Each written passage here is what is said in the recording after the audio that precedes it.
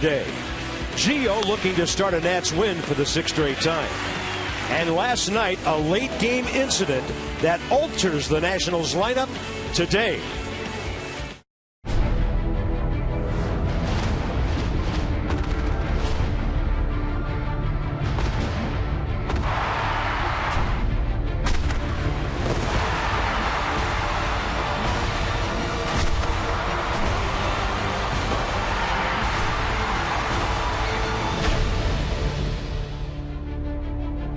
Hot day, muggy day on the riverfront in Cincinnati. The Nats and the Reds, it's game 2 of the 3-game weekend series. Ball could be flying today, but there's one bat off of which the ball will not be flying. And it's not always good news when we have news for you in the open. Bryce Harper out of the lineup today. Ray, he got hit in the back last night, and he just can't get that thing to loosen up. Well, if he got hit right in the center of the back, you get that backbone involved in there. There's going to be swelling. There's going to be a contusion. And he was drilled. That was 94 miles an hour, and it caught him squarely. That thing swells up about the size of a softball. And I saw Bryce early at the park, and he was trying to get that thing ready, and he was in the starting lineup. They scratched him. He's going to be sore for a while. And you know he's so tough that he's going to play if there's any way to go out there. Obviously, something didn't feel right when he tried to swing. Interesting moment when Joey Votto decided to make himself part of the situation. So Harper ranking 4th in batting average, number 1 in a lot of other very important power categories. So Bryce not in the lineup today. Michael Taylor in. Ryan Zimmerman will be the cleanup hitter. We'll have the lineups for you in a couple of minutes. And then more bad news as Steven Strasburg goes on the DL. And this coming week when the team gets back home, tests will reveal exactly what it is. The good news is doesn't appear to be shoulder or elbow related. Yeah, nobody knows what's going on. He's just not comfortable. You can see it on the mound. You've seen it in his last 3 or 4 starts. He just has not looked comfortable. A lot of times you think maybe he's lost his confidence, but I believe that he's been struggling with something, maybe not arm-related, maybe not elbow-related, but some way structurally that he has just not felt right. He doesn't look good on the mound. He doesn't look comfortable on the mound, and the results have just not been there. Calling it a neck injury for now. So you lose Strasburg. Doug Fister is on the disabled list.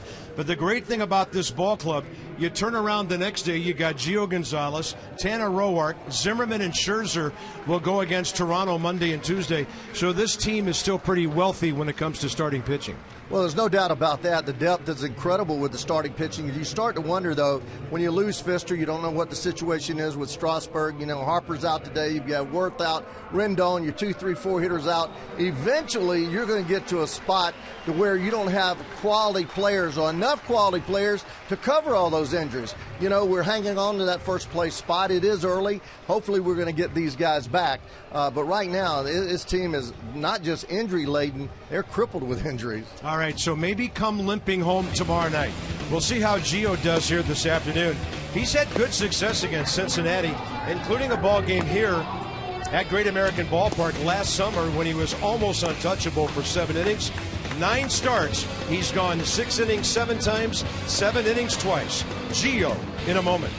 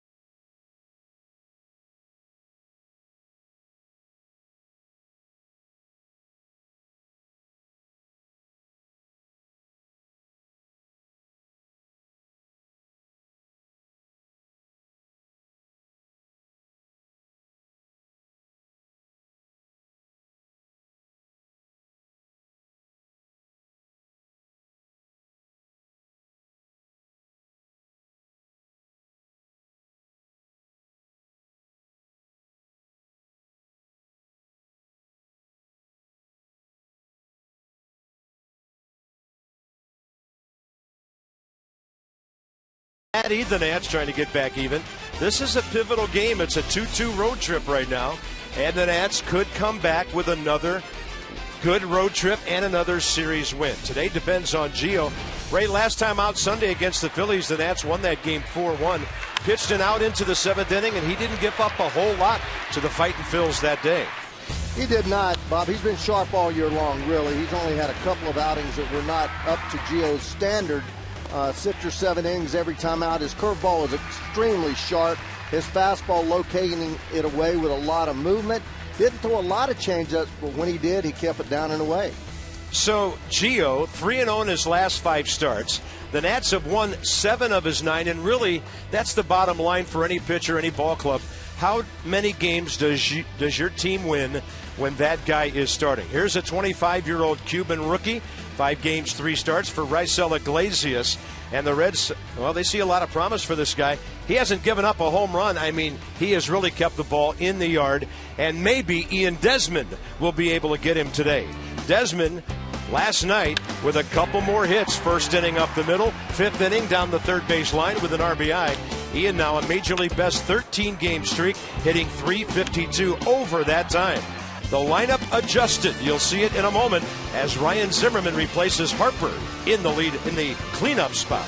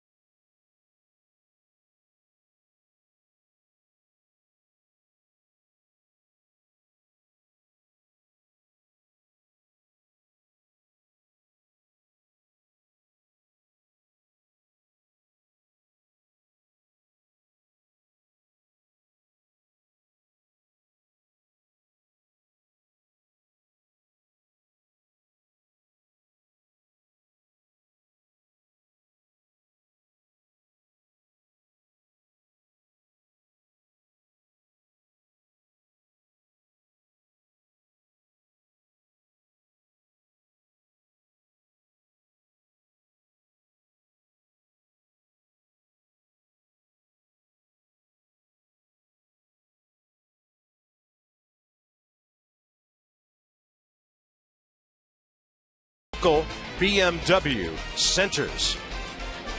Hot day in Cincinnati. There's a big-time breeze blowing from the right field corner over toward the left side. Welcome back to the big leagues, Taylor Hill. Yes, you are still a rookie, thus the pink backpack along with the other guys. And Matt Williams having to do a lot of adjusting in his lineup and his bullpen these days on almost a day-by-day basis. Very muggy, 57%. It's 82 degrees, so we could have some pop-up storms late in the afternoon here. But that breeze, man, if you can pull one to left field, it's going to get a lot of help if it's up in the air today.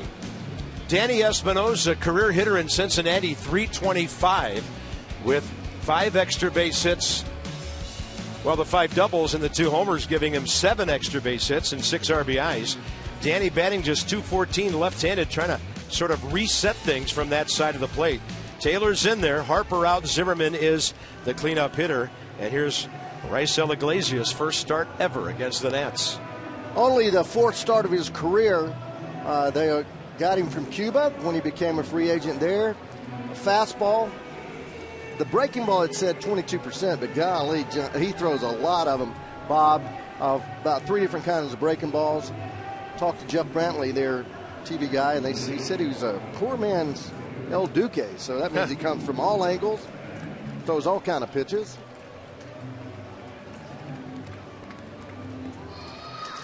Defense for the Reds: Bird, Hamilton, Bruce around the outfield. Frazier at third, Cozart shortstop.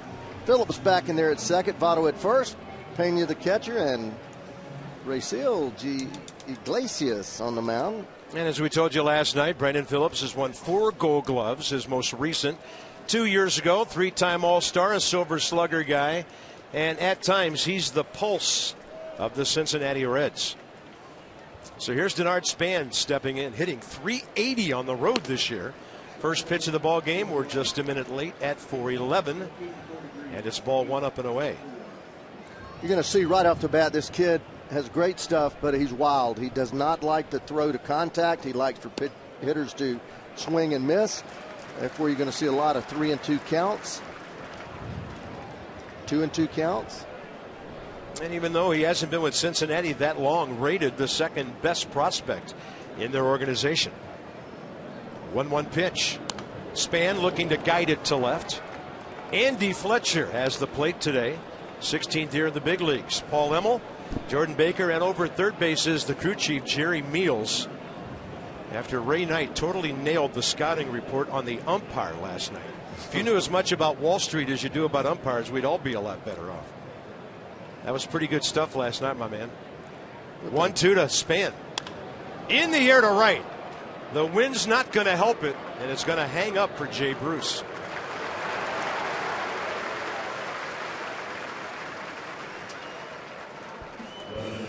Gio, 5 career starts against the Reds. A 1.06 ERA, and the overall record 2-1. The Nats offense 13 stranded last night. They stranded 2 runners in the first 4 innings, and then 11 from then on. And Joey Votto, when he's hot, the Reds win. When he's not, they don't. And against the right-handed batter, Iglesias dropping down a little sidearm right there, and he gets Ian Desmond on 1 pitch. Hence the El Duque reference. Throws from about 3 different angles, throws the breaking ball 3 different ways. Gets it in there 93, 94 with a lot of movement. When he starts dropping down to that arm angle, gets down around 3/4, that ball runs extremely hard into right-handed hitters, away from the left-handers. And this is interesting because you have a couple of quick outs to start the game. And then you have a number 3 man coming in who doesn't exactly work the count a whole lot unless he gets behind and has to battle. Escobar likes to be aggressive, and that's a breaking ball that gets over the outer half, strike 1. Hitting .356 over his last 22 games. Front door breaking ball, and Escobar aggressive into the left field corner. Off the wall on a hop, and he'll be at second base for Ryan Zimmerman. Escobar, 9th extra base hit of the year on double number 6. Threw him the second breaking ball in a row, didn't get it out there. The first one, very good outside part, leaves that in the middle of the plate, and he strokes it down the line. Easy double. He's swinging the bat, isn't he? Yeah, Escobar. A couple of hits last night. Singles his first 2 times up. Ended up 2 for 5. Here's Ryan Zimmerman. Maybe the cleanup spot will get Ryan jump started. He did have a knock last night, a double, the brilliant slide to score the go-ahead run in the 6th. But Ryan is 1 for his last 16.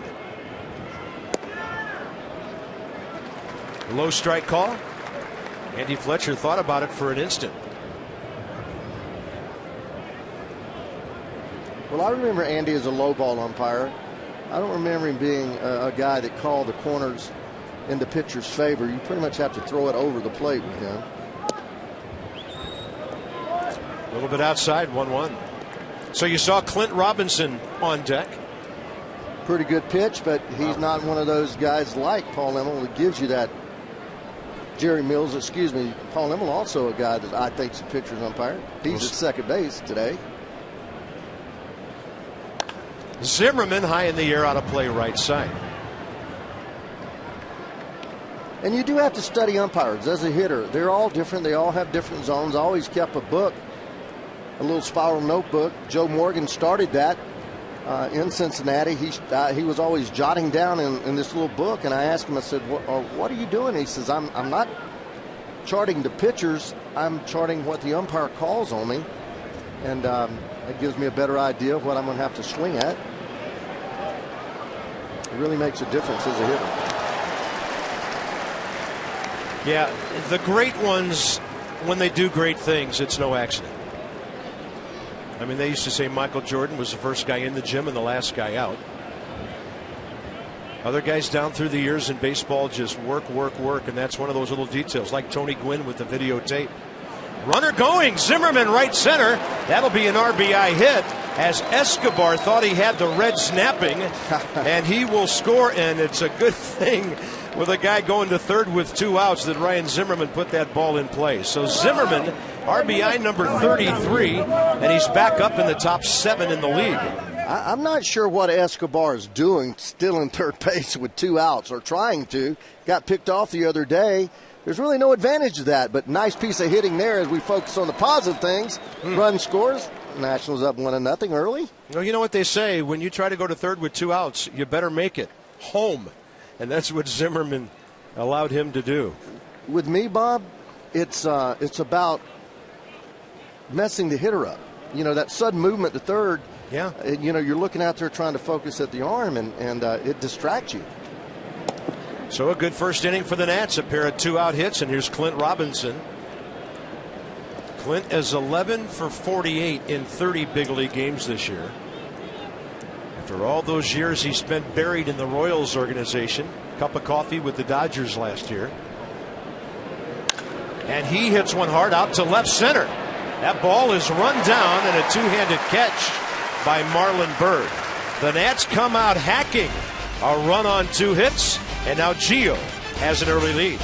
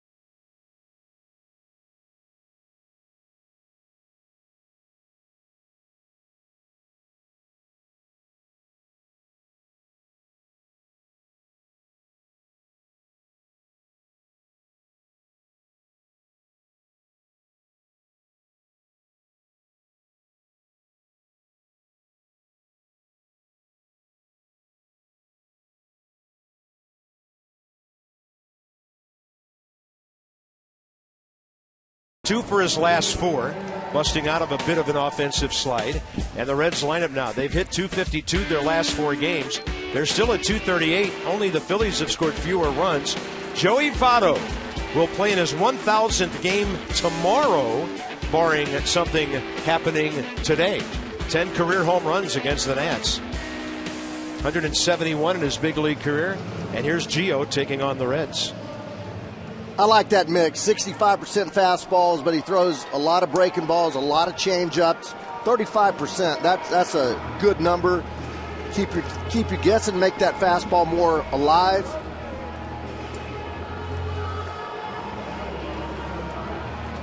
Well, Gio's been, despite some high pitch counts, which is sort of his MO, pretty durable this year, as I mentioned earlier.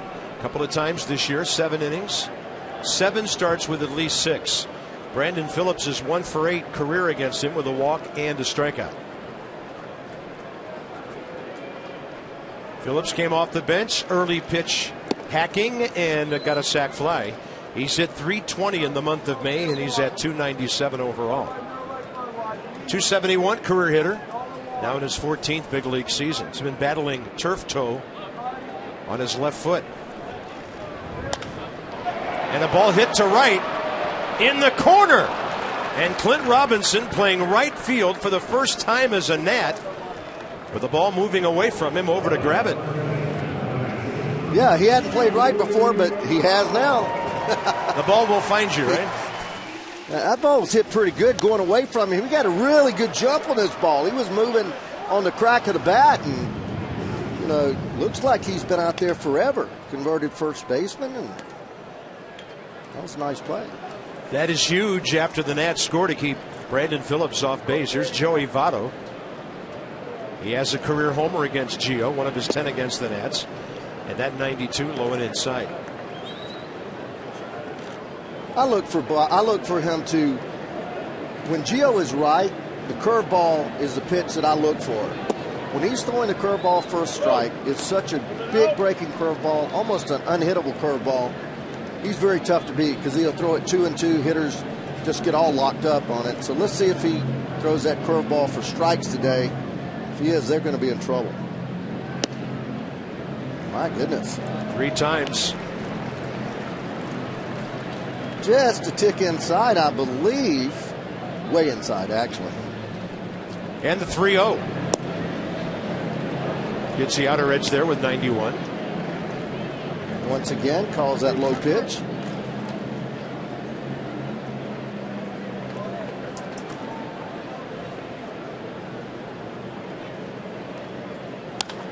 Right side, Espinosa. He got to it, but he had a lot to handle once he did.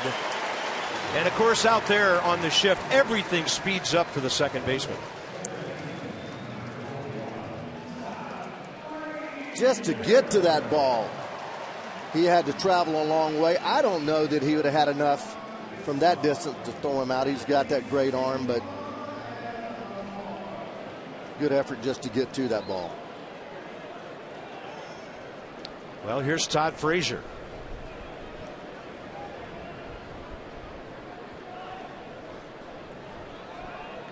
'15th homer of the year last night. RBI number 29. He's 5th in the league in extra base hits with 24.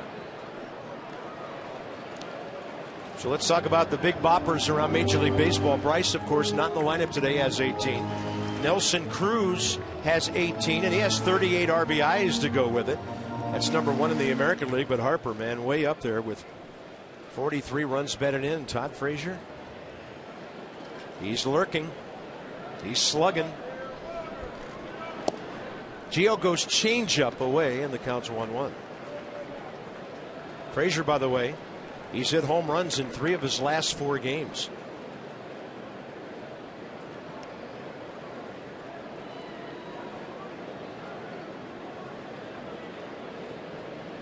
Lobaton moves inside. Pitch down and in there. And it's 2-1. 9 fastballs, 1 changeup thus far.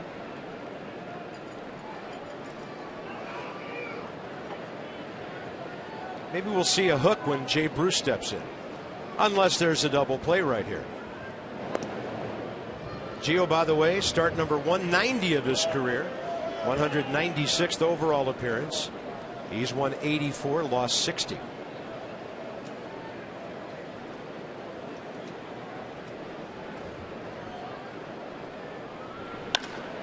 Loud crack of the bat on that one. Votto stopping at second. And the Reds with back-to-back singles here. Change up, but he gets it way over the plate. Right down the middle, a little bit out. Smokes the ball right back at him. Stayed on the ball as he threw the ball inside. A lot of hitters, once they get busted inside, they look away because very seldom do pitchers repeat it in there. And they'll bring in Jay Bruce, and we'll see if the breaking ball comes into play here. Desmond a visit, Lobaton out there.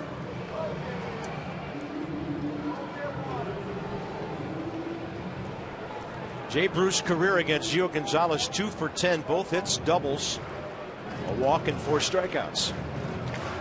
And he's starting to warm it up, Jay Bruce is. He's hit safely 9 of his last 11 games at .390.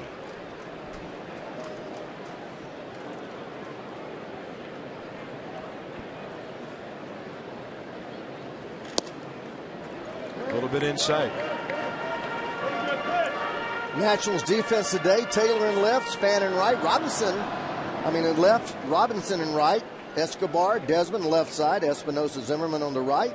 Lobaton getting the call today behind the plate. Gio hurling. And with a left-handed batter in there, Desmond can play right behind the runner and keep Joey Votto close at second base. Outfield playing very deep. You don't even see Clint Robinson in right field. He's almost on the warning track out there. And watch when Votto takes his lead, Desmond will be right almost in line with him. As he inches off, Ian takes a step in. Tap of the glove to remind the runner he's there.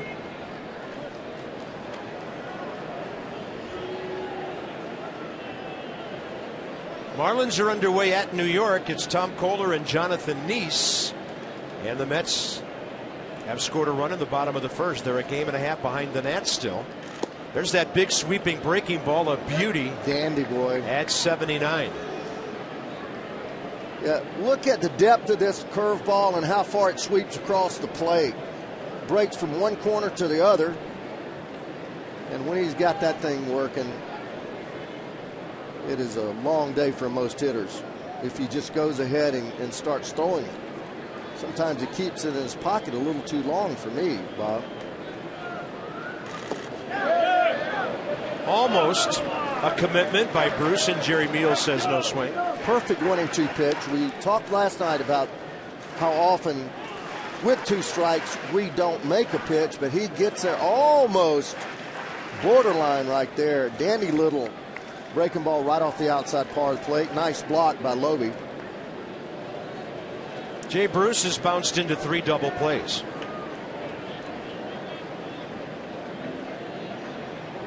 All 3 Reds have hit the ball sharply so far, and that's outside. 3-2.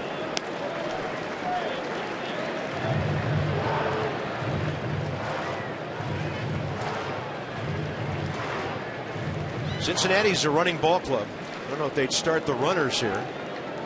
Bruce has struck out 45 times. Yeah, I don't think there's enough speed, and I think this guy swings and misses too much. Votto, below average runner. Frazier, about average. And that's a front door breaking ball. Nice. That certainly fooled the hitter, and it came maybe close to fooling the umpire. Yeah, he could have given him this pitch, but I told you he's really tight. Totally different than Jerry Mills. This pitch is right there. That's a strike in my book. Anytime you get the edge of the plate, it's a strike. Some umpires, like Jerry Mills, gives you that half a ball off the plate. That's a strike. He missed that one. Steve McCatty a visit to the mound. So base hit, and a base on balls. Gio now 20 walks this year in exactly 54 innings. I think the umpire gave up on that pitch. That ball had a lot of break. It starts off the plate. It looks like, even as a hitter, it looks like it's going to be inside, and then it just snaps that last 5-6 feet. You can't give up on it. Yeah. You can't call it too quickly either. Well, that's why I called it the way I did, Ray. I thought there was a little flinch on both sides. And I'll tell you what Steve McCatty did. He went out there, and he was going to stay long enough for Andy Fletcher to arrive so Steve could tell him, hey, don't give up on this guy's curveball. It's really big. Well, Gio has he's reacted on 3 different pitches. I didn't say anything. I don't like to point that out. But on 3 different pitches, he thought that they were strikes earlier. 1 pitch to Votto, 1 pitch to Frazier. And here's Brian Pena, who doesn't hit for a lot of power, but he doesn't miss much. That's outside. First pitch changeup. He's just missing. My goodness, he's missing 2-3 inches when he does miss. Very close to making perfect pitches time and time again, and the calls are not going his way right now. Pena, though, 3 for 7 career against Gio Gonzalez. He's trying to take it the other way. As a right-handed batter, the Reds catcher 7 for 32. With 1 out, Joey Votto got that hit into the shift out to Espinosa right field. Todd Frazier rifled one up the middle, and Jay Bruce on a near miss by Gio, walking to load him up.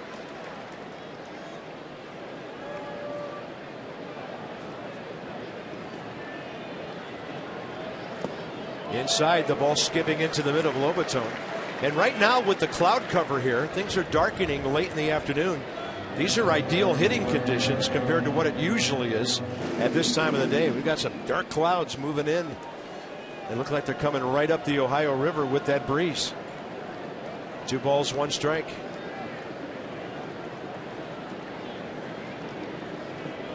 Pena, 5 RBIs.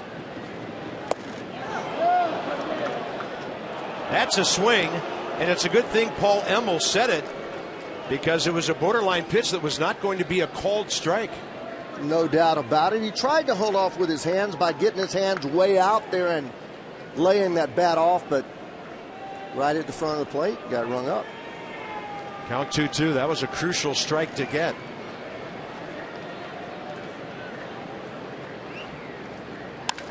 Line drive, double play as Desmond goes to the bag. And where was Todd Frazier going with 1 out? You got to go back to the bag. He didn't do it. And the Nats have a 1-run lead after 1.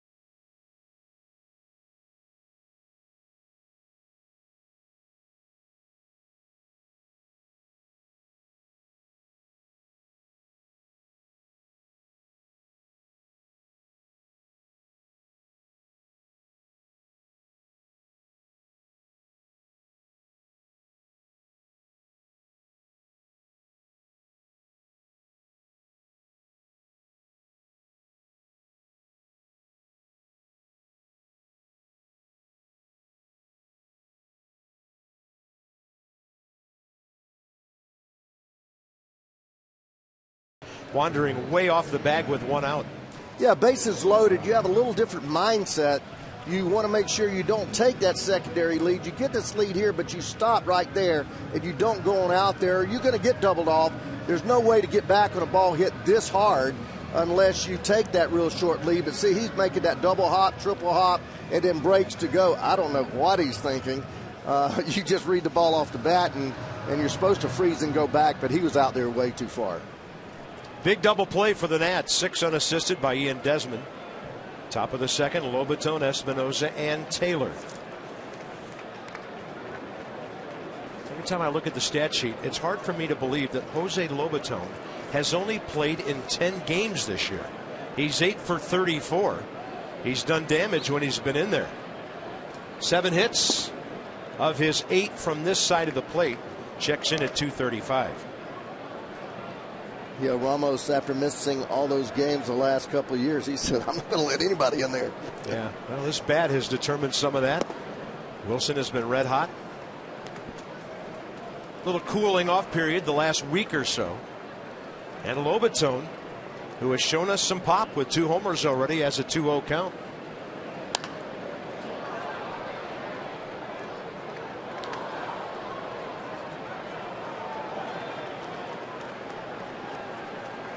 First inning for Raisel Iglesias, 14 pitches, 11 strikes. Nats came out aggressively against him. Lobotone hacking. Look out. 2 balls, 2 strikes.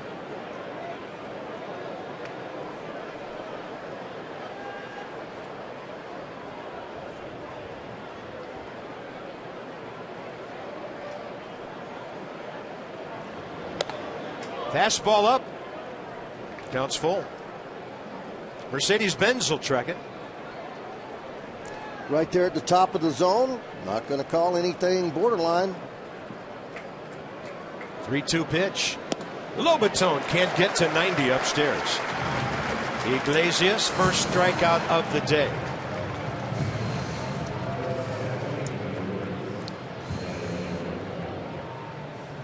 We have a MASH report for you. I can hear the helicopters and the tents being put up. I mean, it is really rough for the Nats right now. Pfister, Sammy Solis, Craig Stammen, Cincinnati guy, out for the year. Strasburg last night. Anthony Rendon, he's playing at least. Unbelievable. And Bryce Harper, day to day, got drilled in the middle of the back with a fastball last night. 94 miles per hour from Tony Cingrani. And I guess, in all honesty, the way that Cingrani's outing ended last night, he did not try to hit Bryce Harper, because had he tried, he would have missed him by 5 feet. He was all over the place last night. Yeah, it would make zero sense. First of all, Bryce hasn't had any history with this ball club. You got the hitter would be the go-ahead run. And like you said, he was all over the place. Yeah, 3 walks in 1 inning. Couldn't repeat his delivery. Up, in, out, down, all over the place. Danny Espinosa knew that breaking ball was working its way back to the plate.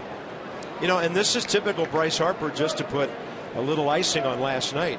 He stayed in the game and then had one of the best at bats by any Nat 2 innings later, when he hit that base hit up the middle after his little conversation with Joey Votto. And maybe the Reds could use a little fire that Joey was showing last night too. Espinosa takes the fastball up. It's 1 ball, 2 strikes. Seems to me when he throws the fastball at 93, 94, it's elevated. When he's throwing it 89, which is he's trying to get a lot of sink and movement, it's down. So hitters need to go ahead and recognize that. That's an off-speed pitch, diving down and in. I believe that's the first changeup he's thrown there. Throw Danny one down and in right here about 92 and see how far he can hit it. He might pick off a riverboat. Had him reaching, and it's a rollover grounder foul. That's that sinker, 89-90. He throws a lot of pitches. He varies that arm angle, about high 3/4 to sidearm. So far, we've seen a 4-seam fastball at 94, 2-seamer at 89-90, a slurvish-looking pitch at about 80, and then the slider at 82. Espinosa jammed, and he fights it off. It's a nice pitch to hit here. Look at this. It looks a lot like El Duque as he turns his back. Both of them from Cuba. This kid signed a big contract for, what, 7 years? 7-year contract? Sounds right. Signed through 2020. So, 6-year deal. That's close. Andy Fletcher, for a moment, looked like he was going to stand up straight. And Brian Pena was ready to throw the ball to third base. Just a tad outside. But boy, all you kids at home, when you get 2 strikes, you better foul that one off, because there's a lot of umpires going to ring you up. Full count now. Another one. Espinosa, chopper, right side. Pitcher covers. Votto to him. Well done by the right side of the Cincinnati infield. Celebrate U.S. Army Day, delivered by UPS. Nats Park Monday. Nats Blue Jays. U.S. Army drill team on the field performing. Live performance later from the Blue Swamp Romp at the Miller Lite scoreboard walk before the ball game. Go to nationals.com. Check out ticket, promotion, information, whatever you need to know about your Nats. Hey, check the schedule. See what upcoming games you'd like to have tickets for. Here's Michael A. Taylor. Late insertion into the lineup today. Michael's been scuffling. He shows bunt and gets Todd Frazier on the move. And that breaking ball down and away, Ray, is the pitch that has gotten him into that tight spot. Yeah, he just doesn't recognize it yet, Bob. He will. It's a tough pitch to recognize. He's a deadly fastball hitter. Front door breaking ball for a strike there. I just don't think he recognizes the rotation of a breaking ball, and he picks it up late. That has a little bit to do with sometimes spinning and turning your head off the ball. 3 consecutive breaking balls there. Plus, I haven't seen him hit very many balls hard to right field. When he hits the ball, it's generally from the middle of the diamond to left field. And in order to hit the breaking ball, you've got to create an angle with your front shoulder toward the second baseman and drive the ball that way. He got a fastball, fights it off. Well, when Michael came up last year, his ability to drive the ball the other way was one of the things that impressed us about him. His first big league home run was the other way at Citi Field. Hasn't done that as much this year. No. Going to go away once again. With the heater, and it's outside. Marlins just got 2 in the second at New York and lead the Mets 2-1.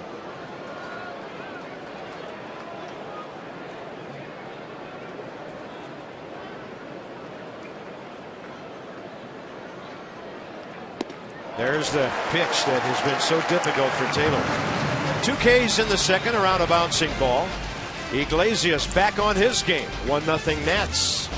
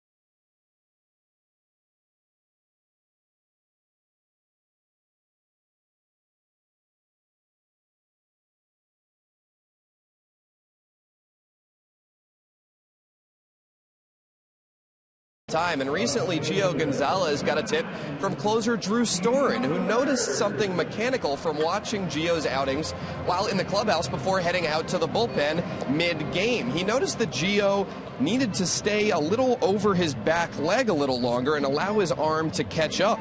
Drew said he pulled Gio aside a few days prior to his last outing and said, "Hey, here's what I'm seeing, take it or leave it." The two looked over tape of Gio from 2012 and noticed the difference compared to this season. Gio made the adjustment his last start. He saw very positive results from it, and he credited Storen from coming up to him. Storen said, "Some guys might not love me coming up to them with specific information on how to adjust their mechanics," so he did it a little carefully, but Gio took the tip, and he feels that it's worked for him. Hey, that's great stuff, Dan. And who knows more about staying on his back leg than Drew Storen? I mean, that's his #1 timing mechanism. That's Dan with our Coons.com sideline report. When you're talking cars, you're talking Coons. Bottom of the second, Marlon Byrd. Former Nat, swing and a miss. 84 to start him off. He thought it was a fastball. Yeah, first ball fastball hitter, ready to hack it. All times, Gio pulls a string on him and got him way out front. Did it again. Marlon Byrd 0 for 3 with the base on balls last night. Off to an uncustomary start as far as the batting average. There's his career. 276. He's at 204. But in the month of May, he's hit 8 of his 10 home runs and has driven in 17 of his 25. 0-2 pitch. They're going to bust him here. He's able to fight it off. I'd go in there one more time and just take it a little farther in. Just keep working it right onto that belt buckle. and then come back with a changeup. Or he can always throw the curveball. Yeah, hard-breaking ball down and in. Marlin was with the Nats 05, hit 264 in 74 games. 06, 233 in 78 games.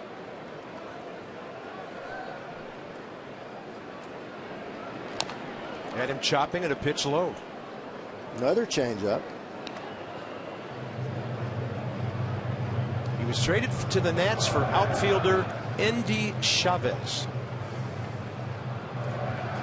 And then picked up by the Rangers after that. Had some really good years in Texas. Not a bad place to hit. 1-2 pitch. Got him. Gio using the bottom of the zone beautifully in that matchup right there. First strikeout today. Doing 4 changeups. In the graphic, 41% breaking balls early in the game. Just a perfect pitch. Starting right under the kneecap. Working its way down. Although he threw it 4 times, changeup is something so difficult to throttle down as a hitter. You see the arm action, that tells you it's a fastball. They grip it back in their palm to kill it. Zach Gozar was checking his bat after that. He thought he might have busted it up a bit. He was in the leadoff spot last night. Had 3 hits and RBI, 3 for 5. He'll lift one to right. Right field's playing a little bigger in Cincinnati today than on a normal day. And Clint Robinson, no problem, 2 outs. Never Stop Improving, brought to you by Lowe's. We got some great closers in this series. Drew Storen is 16 for 17. Aroldis Chapman 8 for 8. You know Chapman's going to have more strikeouts, but look at Drew's ERA. Identical number of innings. So in this series, you better have the lead after 8 and probably after 7, getting it to those guys. Yeah, they get it done. Chapman, last home run was May of last year. 73 innings. Somebody ran into one, huh? I believe it was Chase Headley. I read the notes. Was the last guy that took him deep. Iglesias is a big league hitter this year, 0 for 4.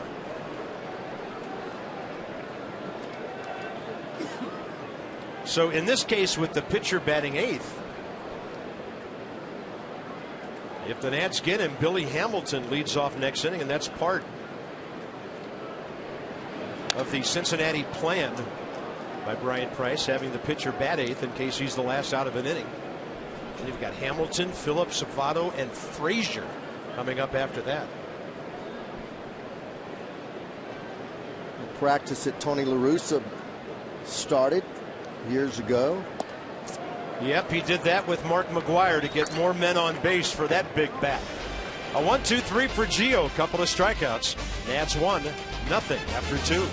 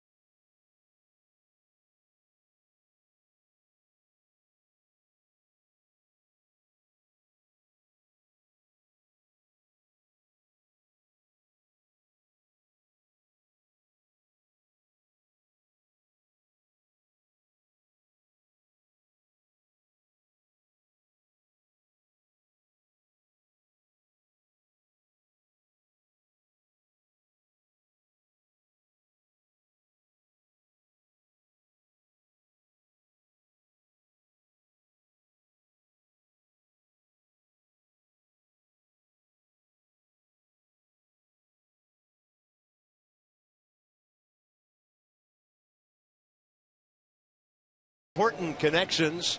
Yunel Escobar, 2-out double first inning. Ryan Zimmerman with Escobar running to third with 2 outs brought him in.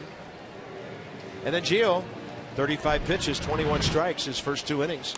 And here's the 2-out hitting by the Nats. Yeah, he threw him a nice breaking ball pitch prior to that, then got that one over the plate.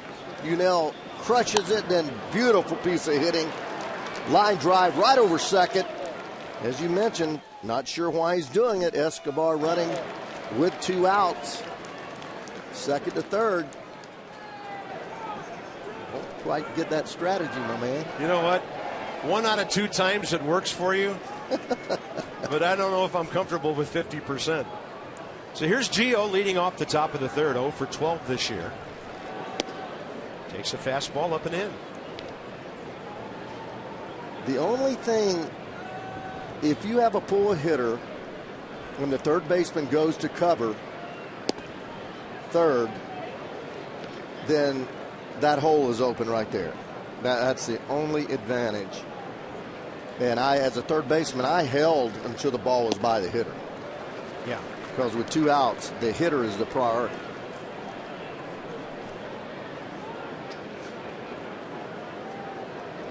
One ball, 2 strikes. 4 in a row for Iglesias, and now 5 since the base hit by Ryan Zimmerman, and 3 of them have been on swinging strikes. Celebrate the season with the American Standard All-Star Sales Event. Visit MidAtlanticComfort.com. Amazing rebate financing opportunities. So guys on the road traveling with bats. Denard Span, 3rd in all of baseball at 380. And his first time up today, and by the way, only 2 of those guys, three in the middle in the National League, Aoki and Grandal. But first time up, Denard put a big-time charge into one. The wind has died down a bit here, and the sun is back out. So that's good news for keeping weather away. But Ray, as you well know, this can be a nasty time of the day to try to pick up spin on breaking balls. It is. Sun's so bright, shining right down on the baseball. It's difficult, as you mentioned before, about being a better hitter situation when it's cloudy. It's just because you see the ball better, because it's not so bright. You get the sun reflecting off of that center field wall. Also, it's something that distracts you.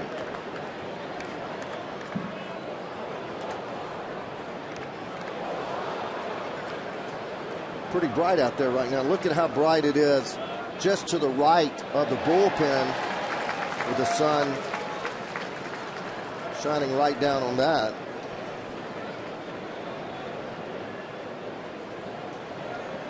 One ball and 2 strikes.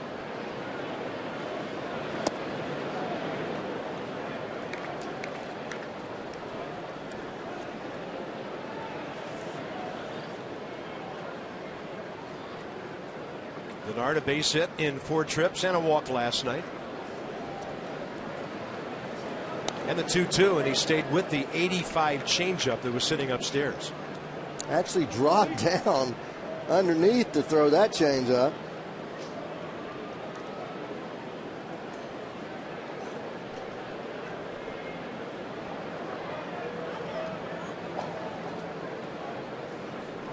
Tough guy to strike out. Span fights off another. Denard Span, official at bats this year, 131. He has struck out 13 times. So he's making contact 90% of the time. Mercedes-Benz tracking the entire at bat here. A lot of stuff away, only the 4th pitch missing inside. 2-2 again. Span guiding it. That was off speed down, and he had to reach for it. Brandon Phillips takes care of that. 2 outs. Ian Desmond will try to break up this string of consecutive hitters retired. Ian has the longest current hit streak in Major League Baseball. Daniel Murphy, the doubles machine of the Mets, 5 games behind him. So in the National League, those are the guys.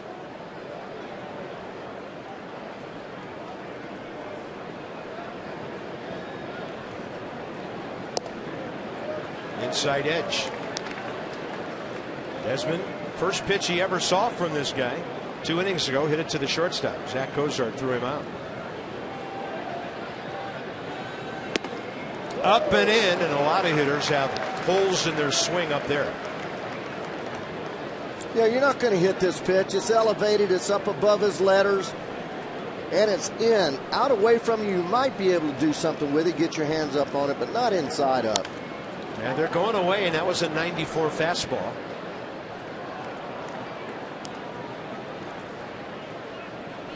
Well, I have him for 7 different pitches, although they're not necessarily different pitches, they're just different angles. Well, if you're a hitter, that's 7 different pitches. 0-2. Nesman pulls off the breaking ball. So he has struck out 4 of the last 6 Washington Nationals.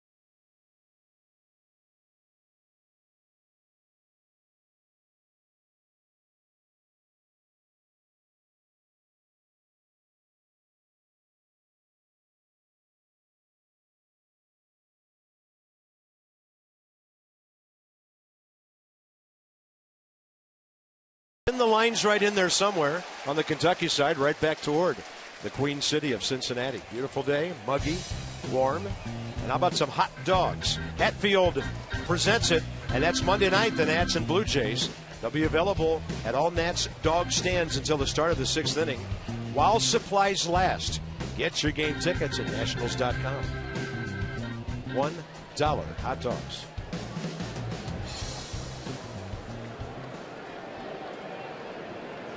Billy Hamilton batting right-handed. How is he from that side of the plate? Well, better than lefty right now. 50 at bats this side. He's hitting .260. 117 on the other side, hitting .205. Had a key hit last night. And Billy Hamilton has a 5-game hitting streak going. He's 6 for 18. Gio buzzes him with 92 for strike 2. Outfield shaded to right field, very shallow. Not a lot of power. This kid, a lot of bloopers over the infield, a little line drives. Hasn't really established power. He's not built for power. I mean, he is a guy that needs to put the ball on the ground, right or left-handed. And he should be able to run 250 with his speed. They list him at 6 foot 160. And Gio missing low again, 2-2. I've never heard that before. He should be able to run 250. I like that.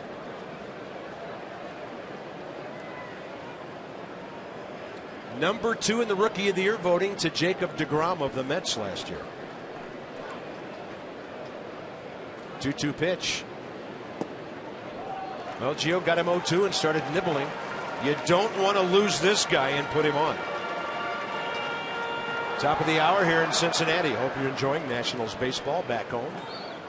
Bob with Ray Knight and Dan Coco. That's a solid piece of contact right there. All right. Game on with Gio Gonzalez looking right at Billy Hamilton as the left-handed pitcher. Yeah, he doesn't have it. Hamilton doesn't have it in his makeup not to run, so he will run unless Price puts a hold on, and I don't know that he ever gets the hole signed. He's 19 for 22. D. Gordon is one ahead of him.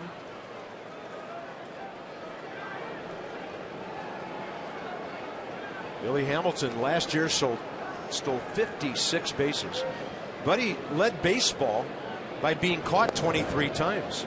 He's got a funny way of stealing bases too, Bob. He doesn't get really set. He kind of gets out there and just walks, just a little walking lead, and just bursts into that quick first step.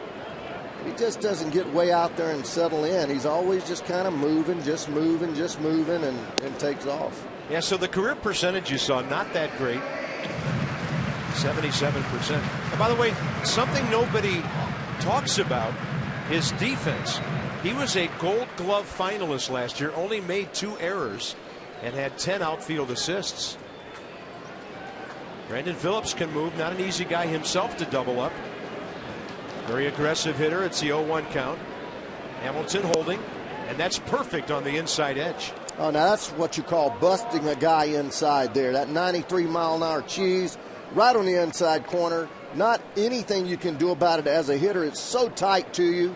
Obviously, Phillips jumping back from that ball, that means he is really selling out away. Bob, he's looking for the ball out away from him or something soft anytime you see him move his feet like that on a strike. Well, he hit one hard the other way first time up, and Clint Robinson ran it down. A great pitch right here, and it is very difficult to throw. It would be a changeup inside because he's looking away. He's going to react to the fastball. He sees the changeup inside, going to think it's a fastball and react to that and be way out ahead of it. Yeah, and you hope he rolls it over right to Escobar, huh? They've got it picked off. They got to hurry, and Ryan Zimmerman throws it into left field, but no error as Michael Taylor backed it up. It's a stolen base for Billy Hamilton. He makes everybody hurry. Well, right there, you step off and run at the runner. You don't throw it over there with a guy with that speed. You step off and you just run right at him. Anytime you throw behind a guy that's that quick, you're looking for trouble. Zim really had no chance. Well, Michael Taylor did the right thing by charging from left field, keeping Hamilton at second, but he's there with nobody out. Gio needs the strikeout now against Brandon Phillips. So he's trying to stay inside so Phillips can't drive it the other way and at least move that runner.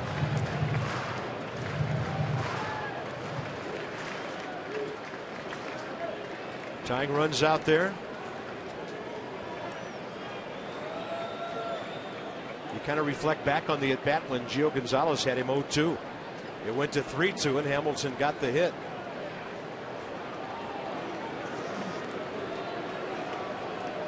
Yeah, it kind of befuddles me with Hamilton taking off there.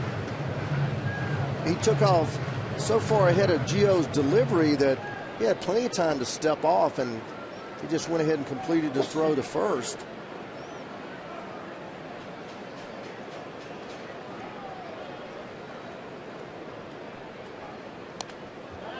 Well, he's trying to go to right field, isn't he? That was an inside-out swing.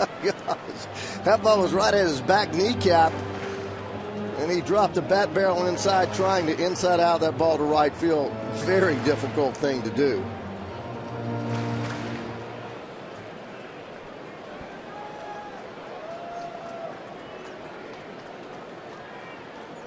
I still like the changeup. Make him roll over to short or third.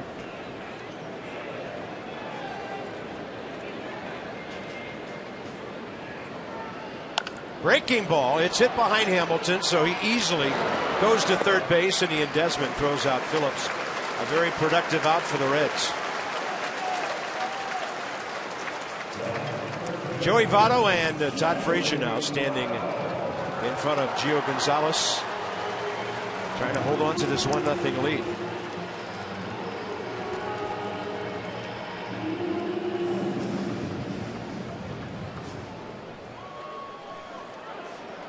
Real interesting right here how Matt Williams does not play the infield in. We're early. It's just the third inning. Up 1-0. A lot of your offense is hurt, but with Billy Hamilton's speed, it's almost impossible to throw him out at the plate.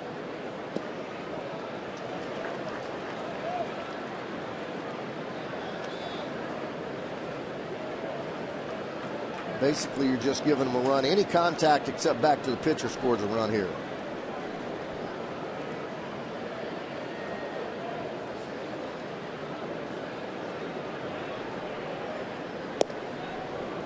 Joey Votto, one of the most selective hitters in baseball. 5th in the league with 26 walks. Taking, it's 2-0. Nice pitch, big breaking ball. He's got it going today with the breaking ball. His fastball is outstanding at 93, 94. Hasn't thrown a lot of changeups.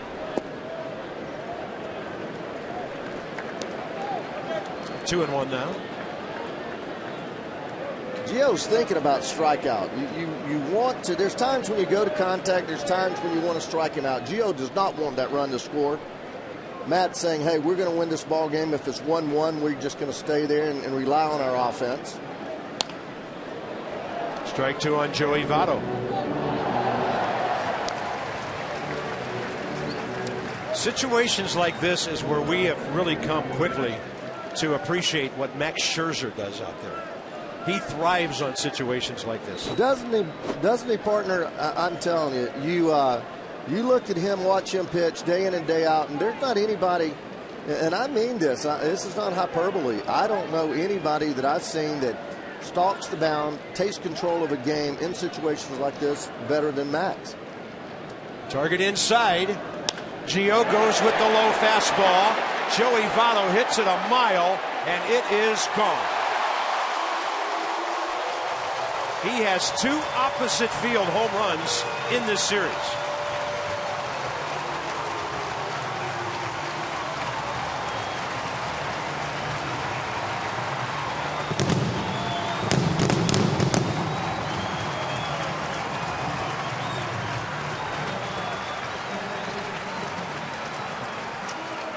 Fastball down middle. He still chokes up, gives it a little inside-out stroke.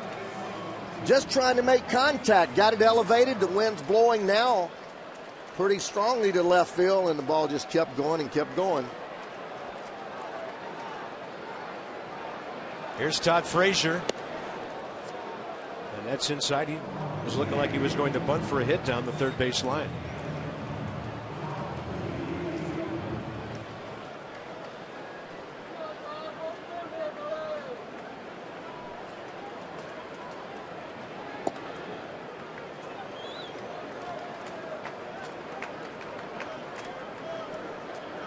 Last night he hit one 428 the other way. That was 412. Look out here, 2-0 to Frazier. He was all in.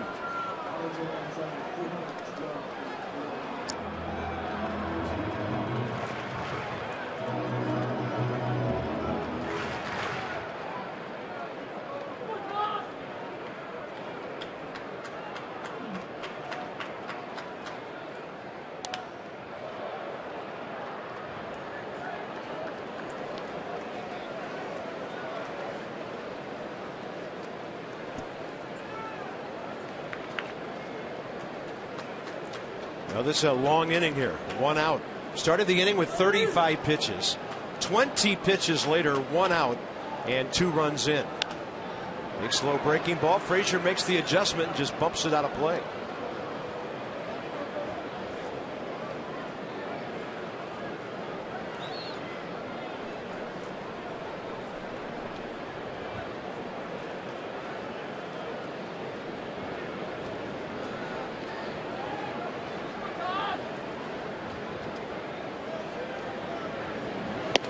Fastball by him. Gio's best heater of the day strikes out Todd Frazier. 3rd strikeout. This is what happens when you elevate. Even if you're a good fastball hitter, very difficult to catch up with that thing when it's up there around your chest, and he throws it just above the belt. Little extra juice, 94 miles an hour. Frazier drops his hands in, tries to alligator arm it. Can't get him out there. Blew it right by him. Hit curveball to Jay Bruce, who walked his first time. Well, the Reds have been the slugging team in this series. They've out-homered the Nationals 3-0. And then Bruce all locked up right there. He wants to get out of Dodge after that attempted swing, and it's 0-2. We're sitting about 2 stories up and about 150 feet from home plate. I'm watching this game from the monitor, but Gio has great stuff today. Yeah. Well, sometimes the hitter beats you. Joey Votto went down and got that fastball, and it's 2-1 Reds.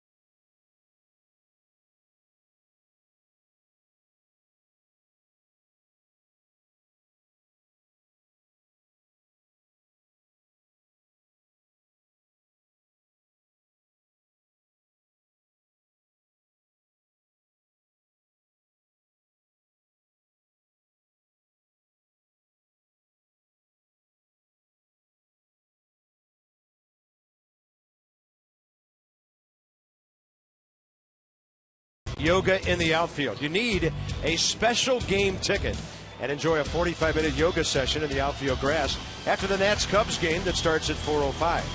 Check it out. Nationals.com/yoga. Well, Joey Votto having an impressive series now. He has 3 hits, 2 of them home runs. He also has a fly ball that pinned Span up against the center field wall in the 5th inning last night. And here's our Mazda do-up for the Nats in the top of the 4th and what they've done in the month of May. Impressive month by Escobar, who's hitting .356 his last 22 games. Ryan Zimmerman, the RBI totals, and even Clint Robinson chipping in some extra base hits. See what kind of front runner Raisel Iglesias is here. The 2-1 lead, top of the 4th inning.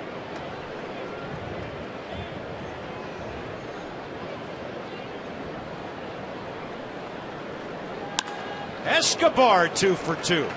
4 hits in the series, and that'll bring up Ryan Zimmerman.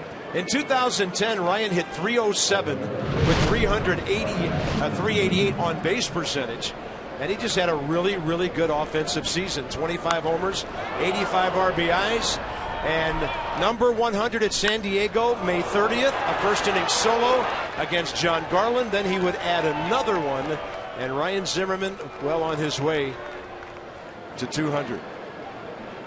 So many historical moments with Ryan Zimmerman at the plate.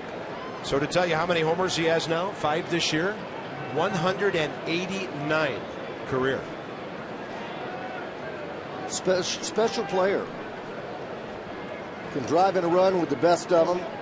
Such a solid, good. Couldn't hit it any harder.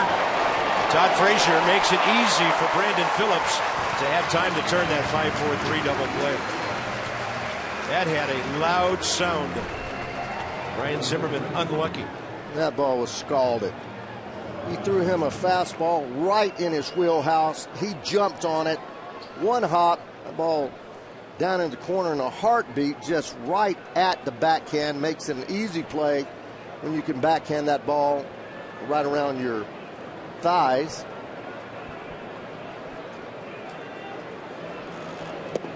First pitch changeup. Clint Robinson thought it was a heater.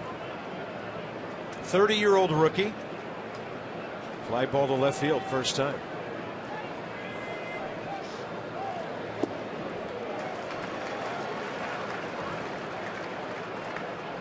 Marlins have jumped all over Jonathan Neese and lead the Mets 5-1 fourth inning at New York.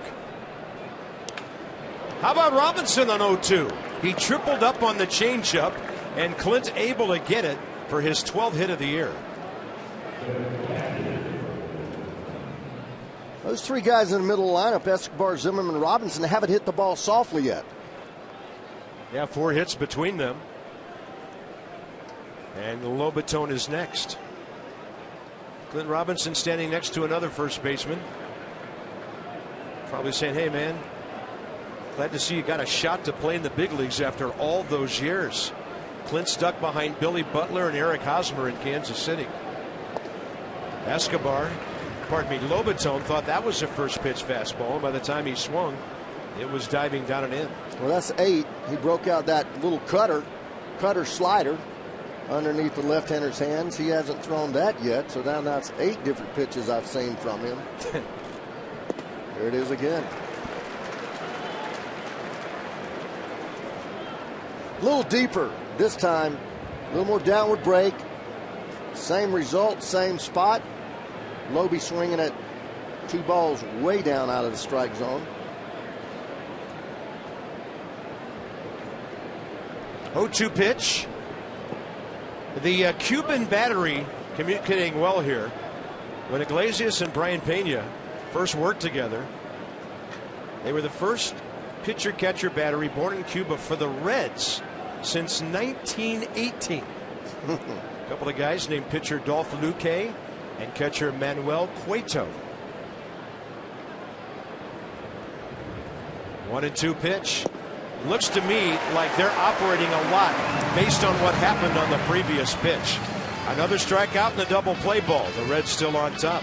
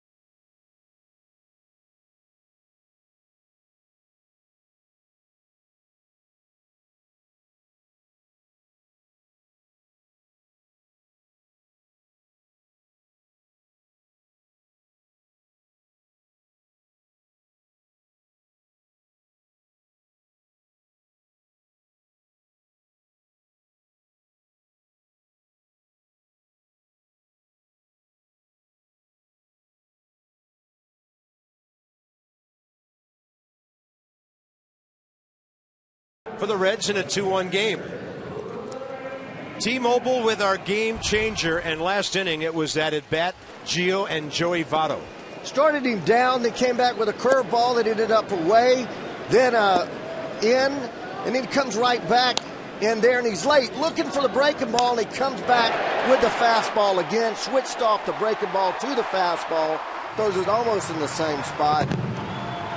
That's very difficult when you see a hitter late on a fastball not to want to go right back in there.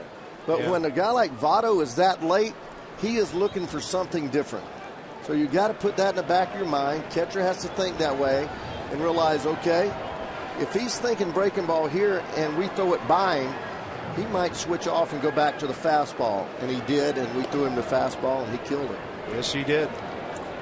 Joey Votto now, 9 homers on the year, 24 RBIs. He has his 19th multi-hit game of the year. Brian Pena leads off in the 4th. Broken bat, and the ball will carry to Michael A. Taylor in left.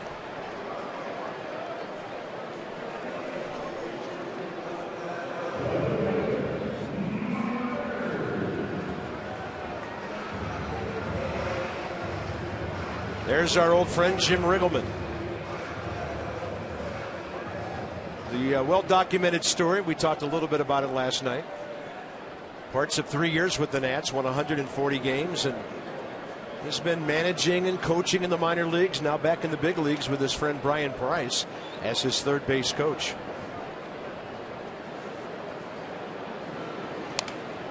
Up there hacking Marlon Byrd.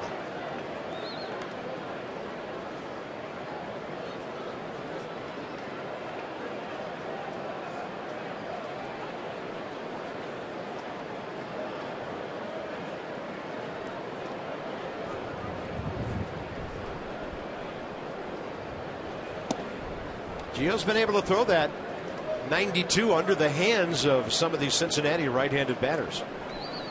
Struck out Bird first time, working him over down there.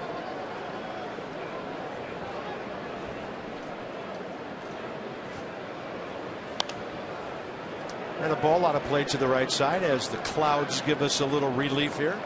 Lucky too, though, Bob. We mentioned that 0-2 Crawley pitch. There's an 0-2 right down the middle pitch. But with Billy Hamilton, gets behind him, as you mentioned, and so correctly so, 0-2, and then walks him, and that created that big inning last inning, a 2-run inning. I mean, Billy Hamilton's a big league hitter, but he's a guy you can challenge. And Gio nibbled and almost walked him, gave up the 3-2 hit. And then Joey Votto took care of the rest. And then when that guy gets on, he disrupts everything. The 0-2 to Bird. Had him reaching. Well hit. Ian Desmond can't get there. So a little bit strange that 0-2 counts haven't been that great for Gio Gonzalez the last 2 innings. Let's check in with Dan. Bob, Anthony Rendon started his rehab assignment at Double-A Harrisburg yesterday, playing buoy. It's our PNC minor league report for the Achiever in You. Rendon struck out a few times yesterday, but did get a hit. Played 7 innings, scheduled to go 9 for Harrisburg again today. Positive signs for Anthony Rendon as he works back from that oblique injury. Boy, that is great, great news. The Nationals are in first place. They've scored the most runs in the National League. And Anthony Rendon has not had one at-bat in the big leagues this year. What an addition that will be. Best hitter on this ball club last year, a guy that can hit any type of pitch, and great, unbelievably quick hands. Can't throw the fastball by him, adjusts to the breaking ball, works the ball to right field exceptionally well. We need him. Yeah, and part of that is with everything going on with the ball club, guys hurt, the timing would be perfect for Anthony Rendon to get back up here in the next week or week and a half. Zach Cozart, fly ball to right his first time. He's a guy who can move the ball around and hit it through the other side. A lot of room over there with Espinosa cheating up the middle for a double play, but he's going to pull it for a double play to Ian Desmond. 6-4-3. The Nats turned their second twin killing of the day. It's on to the 5th inning. Espinosa will lead off 2-1 Reds.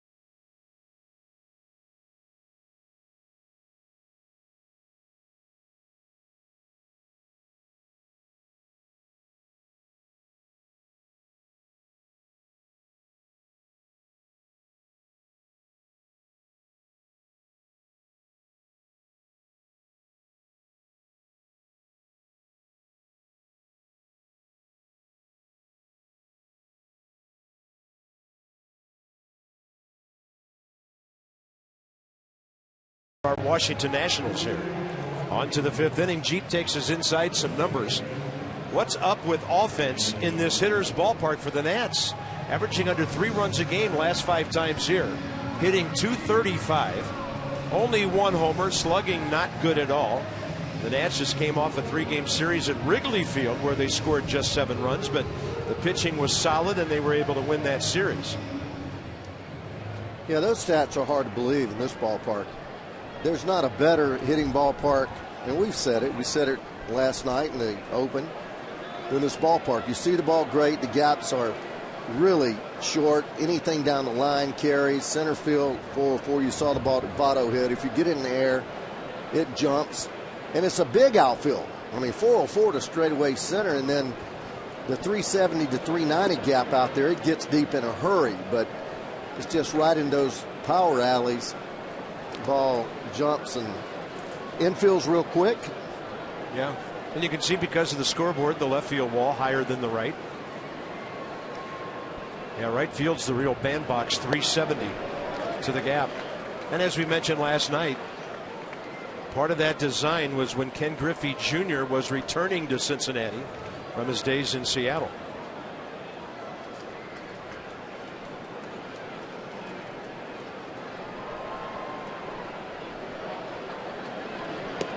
Danny Espinosa, 92 by him, 1 ball, 2 strikes.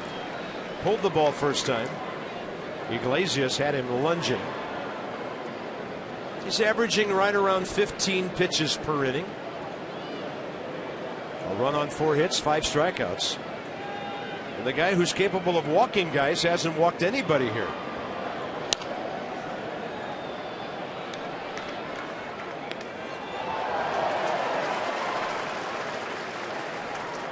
Yeah, he's been right around the plate. Talking to the Cincinnati people, and they were talking about how difficult it was for him to throw strikes. He's thrown a lot of strikes today. Pretty good ratio. More breaking balls than you would think. Danny can't quite catch up to that fastball. He's given him at least 2 good pitches to hit. You generally get at least 1 in the big leagues. If you're patient enough to get 3 or 4 pitches deep in the count, you will get a ball to hit unless the guy's just really on, or you're Max Scherzer. Nissan tracking the at-bat here. 1-2 again. Danny spots the breaking ball, takes it down and in. Big homer in Chicago a few nights ago, but that was batting right-handed. His left-handed batting average now is hovering around 210. And he has a tough time over there. He has pop, we know that. He gets hot, has a good week, but he hasn't been able to sustain it. Yeah! That's a great level swing. Hey, I'm sorry, bro. I got excited. I stayed right through that ball. Anytime you see it come right back at you in the screen, you know that's going to be a knock. His first base hit of this series, and now Michael A. Taylor will try to duplicate that. He walked a couple of times, once intentionally last night. 0 for 3 here in Cincinnati. That's a beautiful stroke right there. He caught up to that fastball. Goes to show you, you throw enough of them, these big boys are going to hit it. Michael A. Taylor needs somebody to make a mistake so he can just drive one somewhere. He has been pitched in pretty nasty fashion lately. They'll bust him inside with some fastballs, go down and away with the breaking stuff. Gio on deck here, top of the 5th. Nats have 5 hits, as many as the Reds. I'd like to see Danny work a lead over there. He has a very short lead. I don't know why we're not really working on our leads quite as much as we did last year. Certainly not as much as we did with Davey Johnson. Our running game has not been there at all this year. Danny has a capability of stealing a high percentage of bases. Taylor pops it up over the Reds dugout. Well, you know, Span started the season on the DL. That slowed things down. Rendon hasn't been here. Taylor's still a young guy trying to figure out how to grab bags. But if you would have told me that on the second last day of May, the Nationals would have 12 stolen bases, I wouldn't have believed it. The Reds lead all of baseball with 46. In fact, 47 counting Hamilton's today. Taylor gets a fastball, and he's gone. He was obviously trying to react to a breaking ball, and then the Express was by him. Well, it wears me out as a former player to see somebody take a ball right down the middle. I mean, that ball is so much down the middle of the plate. You've got to think fastball. You've got to think middle away. You can't freeze up on a fastball. You certainly can't think slider. That ball is so hittable. It's a mistake pitch right there. You're more aggressive with 2 strikes. You know, I can't figure that out. That's a slider up and in. Gio had squared around to bunt, able to turn away from the pitch, and he's aboard. The Nats get first and second, 1 out. That one really got away from Iglesias. That's the kind of pitches we were expecting to see from him. Even the people here say that he is wild and can throw the ball to the backstop, can bounce it at 56 feet. That's the first one that's gotten away from him. Tried to torque a curveball, didn't do anything, but looked like it almost slipped out of his hand, didn't it? Pretty good reaction by Gio, able to turn away from the ball, and he took it off the hip. Denard Span has pulled the ball twice, fly ball to right, ground ball to second, tying run, second base, 1 out.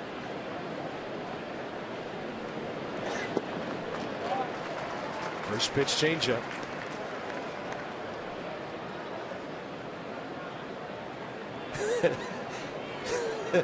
Last night Harper and today Gio Gonzalez having chats with Joey Votto. Gio plays happy. I love to see that smile. He's such a great competitor. I'm sure he said something that amused the Cincinnati first baseman.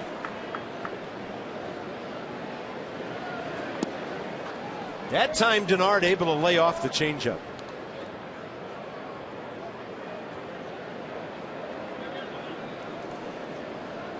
Hamilton playing tight, Bruce playing tight.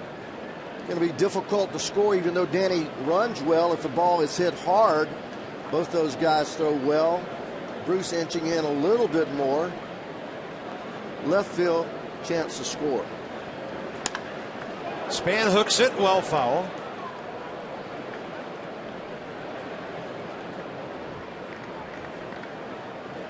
Nice crowd here today. The Reds are averaging just over 29,000. They are 10th out of 14 National League teams in attendance. Those shadows are going to start creeping into the batter's box and then out toward the pitcher's mound soon. And Denard, look at the hits. He's gone to left and center more than he's pulled it. And, you know, the home runs go to right field.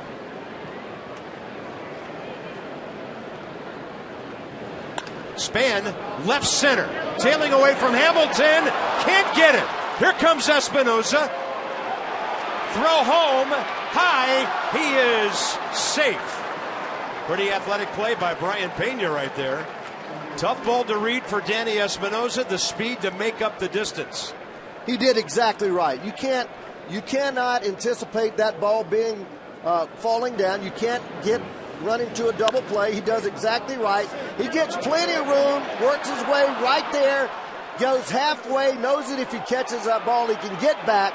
If he doesn't go halfway, there's a real good chance they could throw him out, but perfect job reading that ball. Great job of getting that much of a lead and able to score. Still only 1 out, runners at first and second, and a big spot here for Ian Desmond. Denard Span, another hit the other way, his 16th RBI.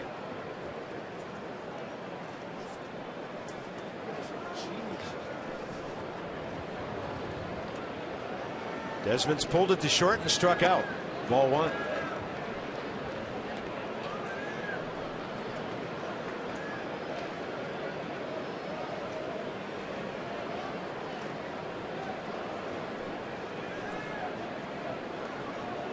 And keep in mind, Gio Gonzalez, the runner at second. Desmond, left center. He didn't get it. Ball hanging up for Hamilton. Must have got him down around the end of the barrel. 2 outs. He had 2-out chance for Escobar. Well, tomorrow to wrap up this series, Michael Lorenzen goes, another rookie for the Reds. Tanner Roark for Washington. The Blue Jays come in for 3 night games. And then the Cubbies show up on Thursday. So we'll go back-to-back weeks against the Cubs at a 4-game series starting Thursday night. Nats Extra, anchored by Johnny Holiday, no matter who he's working with, 30 minutes before and after every Nats game. You know what I tell Johnny after every show? What, nice try? Almost. I tell him, I said, hey, Johnny, all you need is a little bit more experience and you can get this stuff down. Yeah. Couple more years of seasoning, John. Yeah. There's former Nat Ryan Matthews, recently called up by the Reds with the great sinker, part of their bullpen. Ryan just wasn't the same with the Nats after he broke his own hand in San Diego 2 years ago in anger after a rough outing. Glad to see him back in the big leagues. And by the way, you'll see a visit with Ryan on Nats Extra tomorrow. Here's Escobar. 2 for 2, double left field line, base hit up the middle. He's been hacking early. That's on the corner. Escobar having a good series. He is 4 for 7. Gio getting a good lead at second base, knows that run right there will put the Nats ahead. Comes up really good on the secondary. Off from the crack of the bat. I believe he'll score. Outfield, only Hamilton shallow. Everybody else fairly deep. Hamilton, he's made up his mind. Look, if he hits the ball up the middle on the ground, I'm throwing him out because he's playing as shallow. I mean, that's going to be a triple if any ball's hit decently. Yeah, he's thinking if he hits it over my head, it's the pitcher's fault. Escobar leans back from a fastball up. The count's 1-2.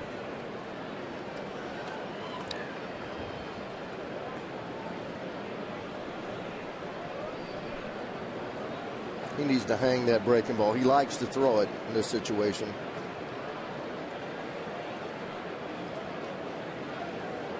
He does throw the breaking ball front door, and Escobar with a big sweeping swing can't get to it.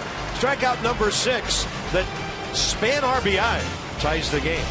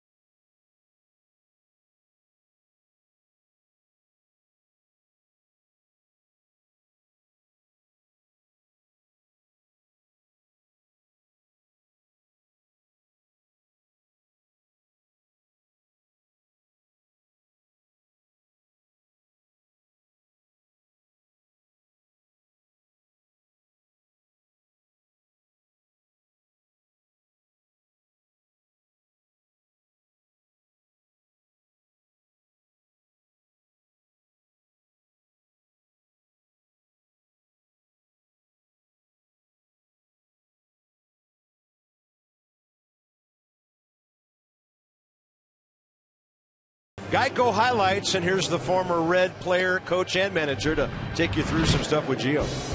Hey, great stuff today. I'm telling you, look at this curveball breaking the whole width of the plate, right on the corner. Then outstanding changeup, circle change, working like a screwball down, and then the fastball that he just guns in there at 94, four-seamer. Todd Frazier cannot come up with it. So those pitches we've been seeing all day is curveball sharp, changeup good, fastball outstanding. What he has done, Bob, you mentioned he gets 0-2, and he can't make that pitch that he needs to make. And getting there, he's making really good pitches. So just a little better location with 2 strikes, and he should be able to shut these guys down because he's certainly throwing well. Well, it's a pitcher Iglesias and then Billy Hamilton, followed by Brandon Phillips at the top of the order for the Reds, bottom 5.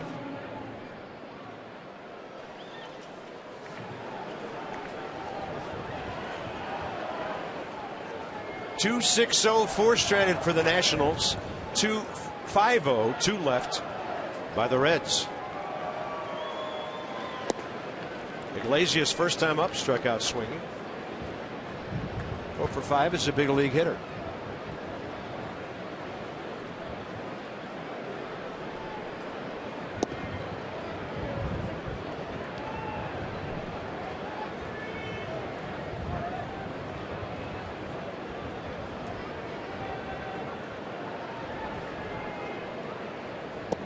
Changeup.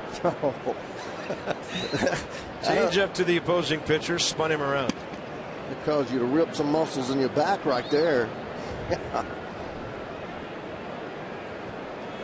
Then he goes fastball to punch him out. And Gio Gonzalez, 5th K of the day. Another strikeout, 5 today, times $37 to the Children's Inn at the National Institutes of Health. That's what the Washington area Toyota dealers do to help children and their families. Toyota, case for kids. Here's that igniter, Billy Hamilton.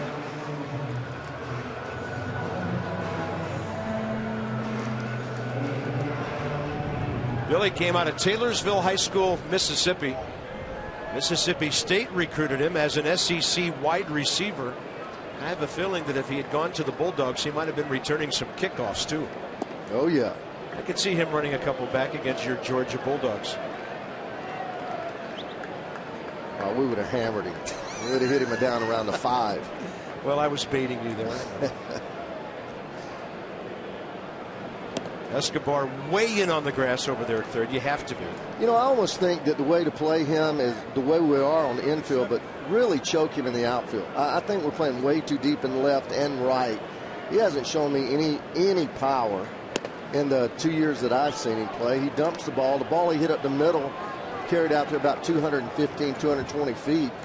I don't mind where Denard's playing, but I think the other outfielders should be in another 4 or 5 steps. He's going to get a double anyway. I mean, if he singles, he's going to turn it into a double. So take those hits away from him in front of him, make it hit over your head. Or strike him out. Or strike him out. Gio working the inside edge. Mercedes-Benz will track it. Right at the bottom of the strike zone. He's been given that low strike all day long. He's called it correctly. I don't know that he's missed a pitch. Actually, that's 4 great pitches right there. It really is. Well, Gio, he got him way behind in the count and didn't tinker that time. Top of the order, Brandon Phillips. He's lined hard to right and bounced out to short. Phillips now 1 for 10 career against the Nats left-hander. And the left foot goes sliding way out of there on a big breaking ball. I like to watch him play. Hey, this is what's called backlegging it now. This takes it to another level. He wasn't leaving anything there, was he? Wow. He's got a turf toe. He's been out a couple of games. I don't know how you get turf toe on natural grass. Do you? I don't know. I just know it's supposed to be a really painful thing. He's been a great player for a long time here, hasn't he? And he missed 41 games last year. He had torn ligaments in his left thumb on the DL from July 11th until August 17th. Take away last year, he hasn't hit fewer than 18 home runs since '06. And he's been to 30 a couple of times. We told you about the 4 Gold Gloves, the 3 All-Star teams, and a Silver Slugger. Yeah, we used to own this guy. The Expos did, second rounder in '99 to Cleveland in that 6-player deal involving Bartolo Colon, Lee Stevens, and Grady Sizemore. That ball well hit. Taylor right there. Gio, pretty good momentum right now. Zimmerman batting straight ahead.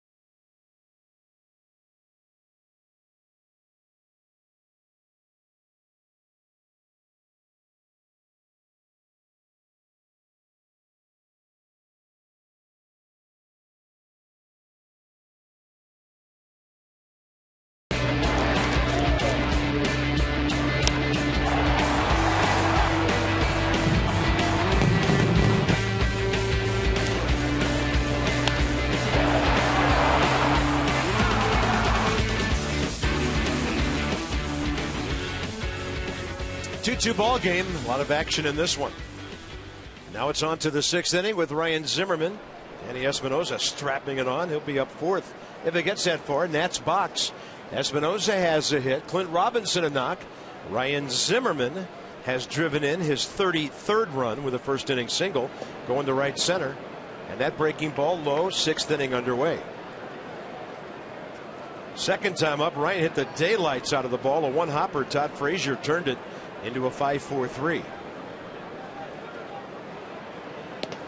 Sidearm heater runs to the inside edge. Losing a little velocity though, Bob. He was throwing 94, hit 95 a couple of times. That was more of a movement fastball. Let's see when he gets on top if he's still around 94. In the big leagues, and he gets that call on the outside edge, and Zimmerman's not happy. He gave him both sides of the plate on those last 2 pitches. Yeah, I don't think this is a strike. He misses that. That's outside. And to a hitter, I mentioned it last night, when it's that low and that far away from your eyes, it looks like it's 5 inches outside. He goes out there again. Zim thinking about the last pitch. I mean, he didn't even make an attempt at that. He got his mind a little inside out right here. Here's that pitch. It's that good. One got more than yeah, that was a strike. But he was still kind of fuming over the other pitch. You don't see him do that very much at all. That's when you need to step out of the batter's box and make the umpire say, hey, step in, get yourself back right. Believe me, you can go blank up there sometime. And a curveball in there to Robinson.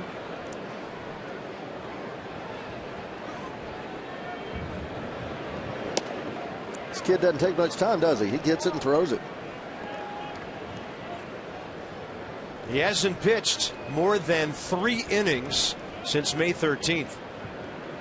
It was an 8-inning outing against Cincinnati on his first time back. He started for the Reds April 12th, lost. The Reds did to St. Louis 7-5 in 11 innings, 5 innings that night. Sent back to AAA, made 4 starts there, and back to the big leagues. Robinson, how about a good job of taking the ball the other way on a breaking ball that was trying to come back to the outside edge, and Clint Robinson is 2 for 3. Hey, he's a good hitter. You talked about him being in the minor leagues all those years. Some numbers he put up, you just wonder how in the world he stays there. And breaking ball outside part, just barely getting the outside part of the plate, if it even got that. But he committed himself to stay on the ball, drives it right through the left side. Just a sweet piece of hitting. 141 minor league home runs, nearly 600 RBIs. Ray, if there's anybody who should understand that, it's you. Yeah. I mean, how much longer were you in the minor leagues when the Reds moved Pete Rose to third base? Well, I was out in spring training. I was battling for the job in 1975, and I had my thumb hurt. And Sparky said, "Hey, get that thing ready. Go down and get some at bats in the minor leagues, and we're going to have you up here by June." Well, I went down. I was hitting 320. They acquired John Vukovic to play third a little bit. He wasn't doing much. They moved Pete to third, George Foster to left, and I spent the next 3 years in AAA. You got to know Indianapolis very well. I did. 2-0 pitch, way outside. John Vukovic got sent down from the Reds when they moved Pete to third, and I was much younger than him, so I was playing third every day. And he said to me, "Hey, kid, do you have a house here? Do you own a house?" I said, "No, I rent." He said, "You need to buy one. They just moved Pete to third today." 3-1.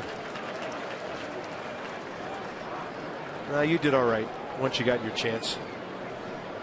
Thank you, buddy. Great place to play baseball. 3-1 pitch. Lobatone struck out twice today.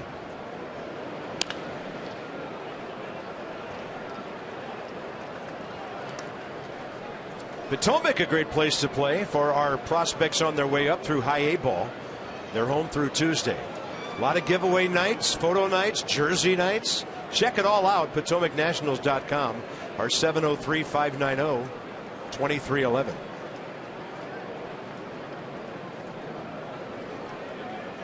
Lobatone asking for time. It's kind of weird watching Billy Hamilton play center field. Most center fielders move around. They play left-handers usually to the first base side, right-handers to the third base side. 8-9 hole hitters, shallow. Lobaton to center. Hamilton will drift back a bit. 2 outs. He seems to play everybody in the same spot. I've looked up out there on every hitter that we've had, and I've made a little mark. Look at the reaction. Ooh. Oh, my gosh. Hanger. That is a hanger. That's the kind. Oh, man. He knows it. He's right there on it. He's right there. Good swing. Just the bottom of it. Just hit the bottom of it. That's what happens when you don't get a lot of chances every week. And you mentioned what, the 10th start? 11th game of the year. 37 official at bats for Lobaton. He's up to Danny Espinosa now with 2 outs. Base it up the middle last time, and he scored the tying run. Slaps one to right, and this ball is off the bottom of the wall. Robinson heading for third. He'll have to stop there. Danny Espinosa, if any altitude at all, would have just put the Nats up by 2. So he has a 2 consecutive hit day here. This ball is absolutely smoked. Just hit so hard, he doesn't run right away. Oops. He thinks it's out of there. That would have been a double easily. I was wondering why he didn't get to second base. I thought maybe because it was hit so hard. But no, he thought that ball was out. Can't do that. Can't do it, Danny. You certainly don't want to run into an out there, but that's a double all day long. And now on a chopper up the middle by a speedy guy like Michael A. Taylor that could be a hit, they might get a force out at second. Yeah, that's you just unusual. have to take every 90 feet this game gives you. And I will say this in his defense, that's unusual because the kid plays hard all the time. You never see him not give everything he's got. That's unusual because he's a very smart player. And by the way, you saw Tyler Moore. Doesn't necessarily mean Gio's out of the game here. He's only thrown 82 pitches. Taylor to left. See you later. Off the facing of the upper deck. And Michael A. Taylor will take all 4 bags. His 4th of the year. The Nats lead 5-2. Tell you, when he hits him, there are guys on base. That's his biggest hit since the grand slam that won a game in Arizona. And that may change things in terms of the on-deck circle. Yeah, Gio's got a hit here.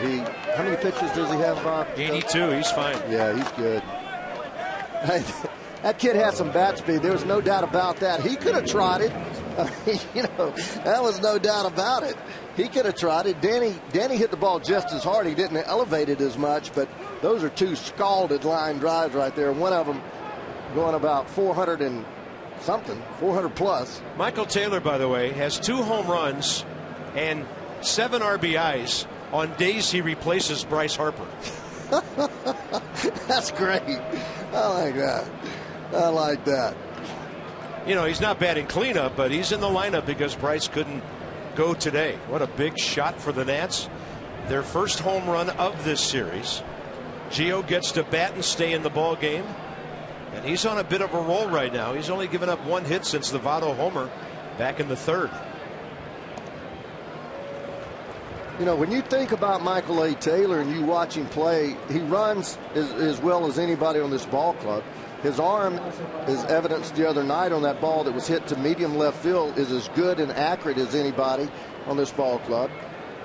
He is as good a defensive player as there is on this ball club. I think Denard, obviously, Gold Glove caliber, but I believe Mike Lay's the same way. He swings the bat with authority, quick bat. Just has to learn to defend that slider. Oh, Gio hit again. I'm getting tired of that bull. Wow.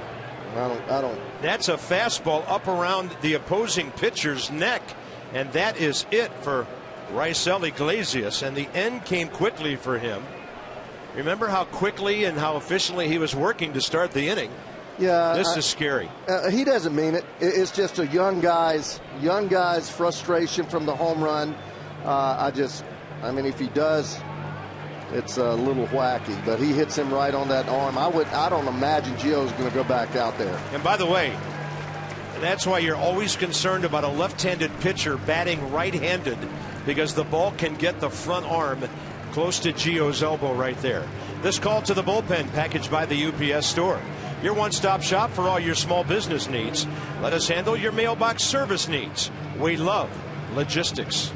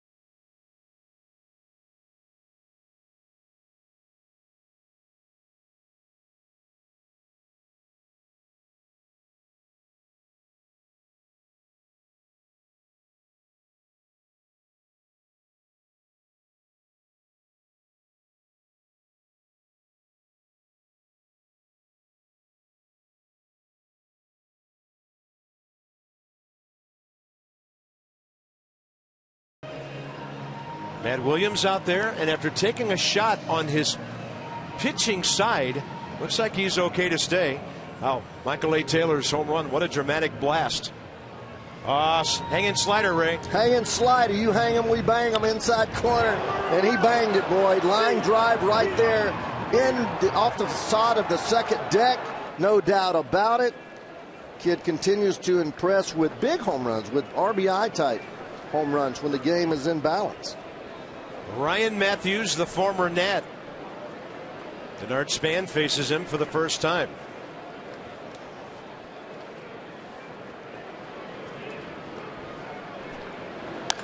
He's always had that good sinker, and he gets the ground ball. Span out, 6-4.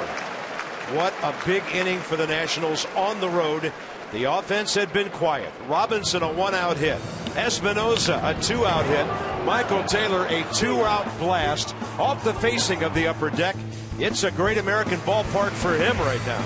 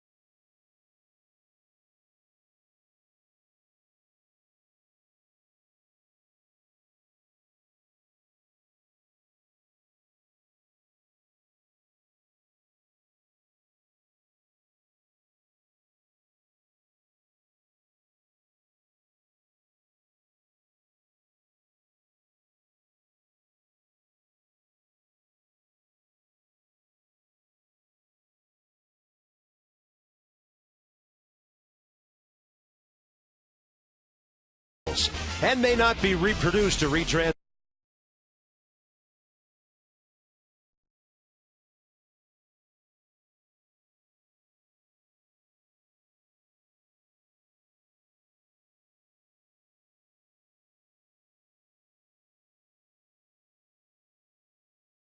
Presented by authority of the Washington Nationals, and may not be reproduced or retransmitted in any form.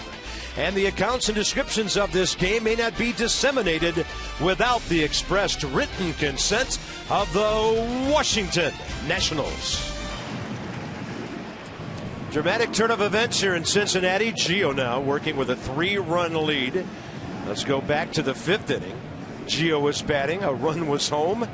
Squaring to bunt. Breaking ball off of his left hip. And then this was a fastball, I believe, that hit him in the back of his bicep and his tricep, actually. If it hit him square, did that hit him just above his? I'm thinking it either got him above that pad or maybe the very top of it. Yeah, it looked like there it was more down, just above the pad. All right, here we go, bottom 6. The matchup of the day on this side of the ball has been Gio and Joey. And that's a curveball in there for a strike. Votto pulled a base hit first time in the first. And then that long 2-run homer, 4-12 out to left center in the third. Fastball up, counts even, 1-1. So Votto career now against Gio Gonzalez, 5 for 12. 2 homers, 4 RBIs. Shadows now about halfway from home to the mound. So the ball getting a little dark on its way in there. And it happens just beyond the 6 o'clock mark here at Great American Ballpark in Cincinnati. 5-2 Nats, game 2 of the series. Oh, that's a beauty. And as I mentioned, this ball game decides what kind of road trip it is, really. You win today, a chance for a 4-2 trip.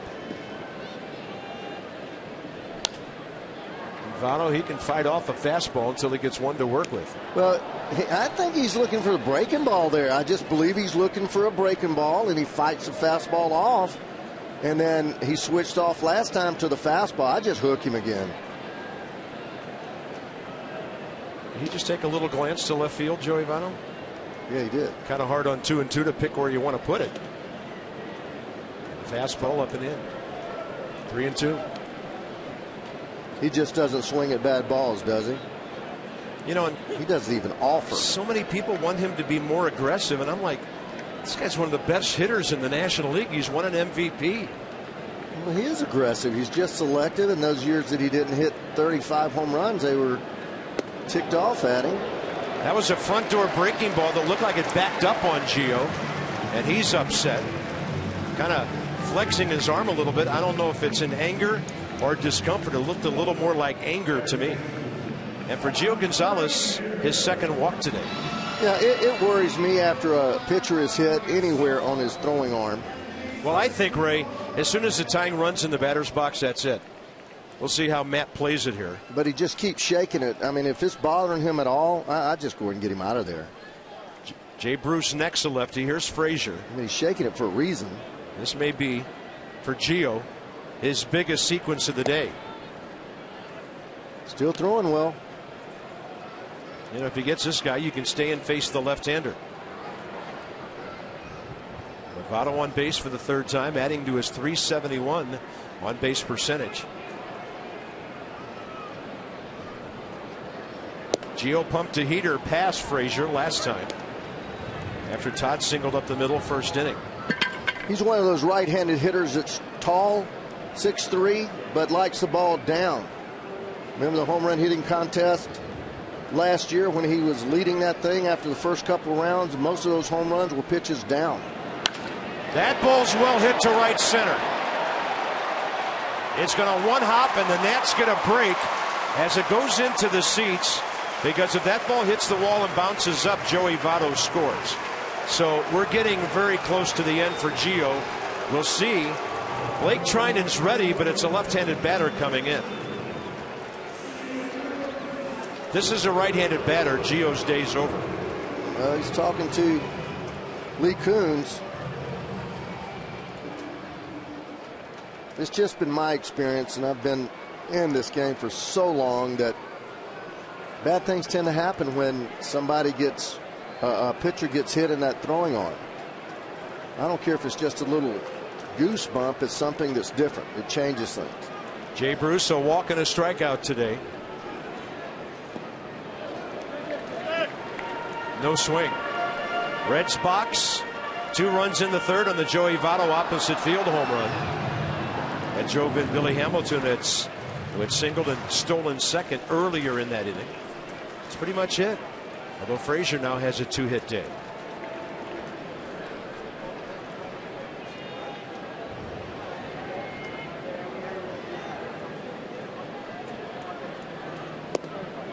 2-0.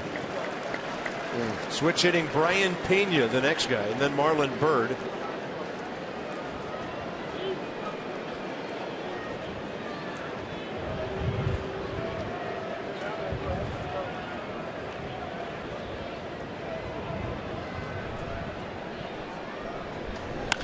Bouncing ball, right side, a run will score. Espinosa throws out Bruce for the first out. It's a 5-3 game. Over to third base, Frazier. Jay Bruce, 21st RBI.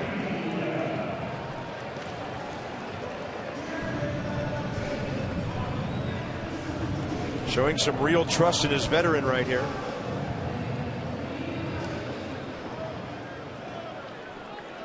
Pena. Line drive double play to Desmond. Fly ball to left. He's driven in 5 runs.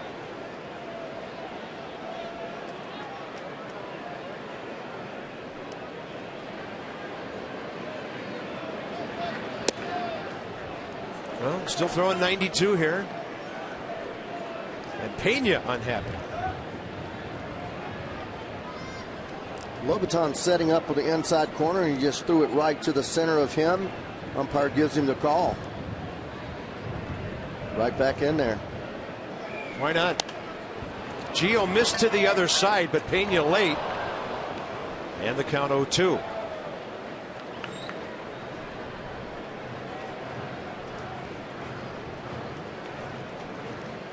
Pitch count approaching 100 now.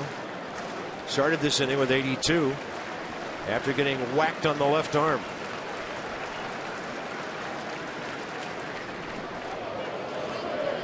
And luckily for the Nats, that ball missed the hitter on an 0-2.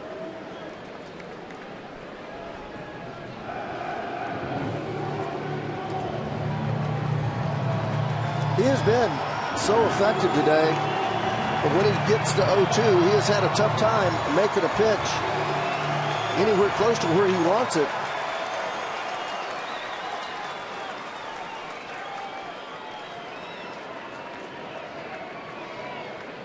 Big pitch here with 1 out. And that's to left center. Here comes Taylor. Can't get it. It's a 1-run game.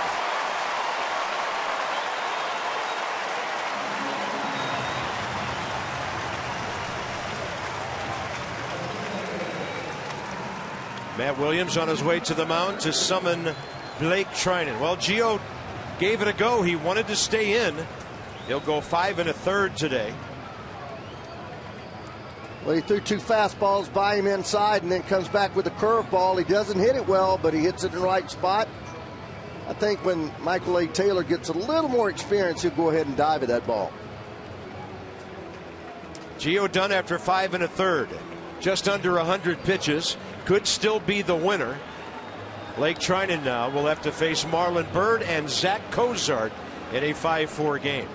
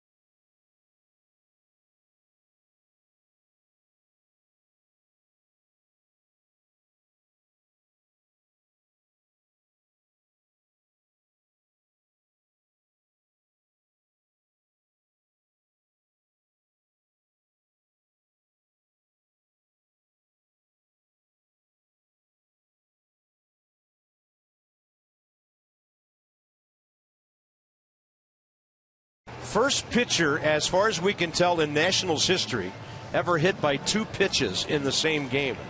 Second one was a heater, might have affected that arm, and the Reds have stormed back with 2 runs here. It's up to Blake Trinan now to quell this rally.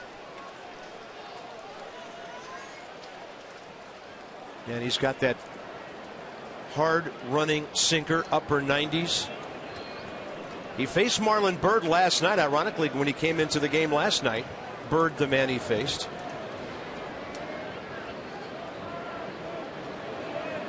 That was in the 7th inning, got him on a ground ball. So Marlon Byrd 0 for 2 career. And there's that slider at 86 for a strike. When he gets on top of it, he's got a dandy. 97 running fastball, as you mentioned. Slider is unhittable when he throws it the way he wants to. Another slider. No chance. Wow. Look at the ball go down. Tremendous rotation, 87 miles an hour. That's a hard, that's more of a curveball, really, the way it goes downward. They seem to call everything these days a slider. Throws him another one, chop foul. The true slider has a tendency to be a little flatter, not as much depth. And the slurvish type pitch is more like this, and the curveball 12-6 like Strauss throws when he's on.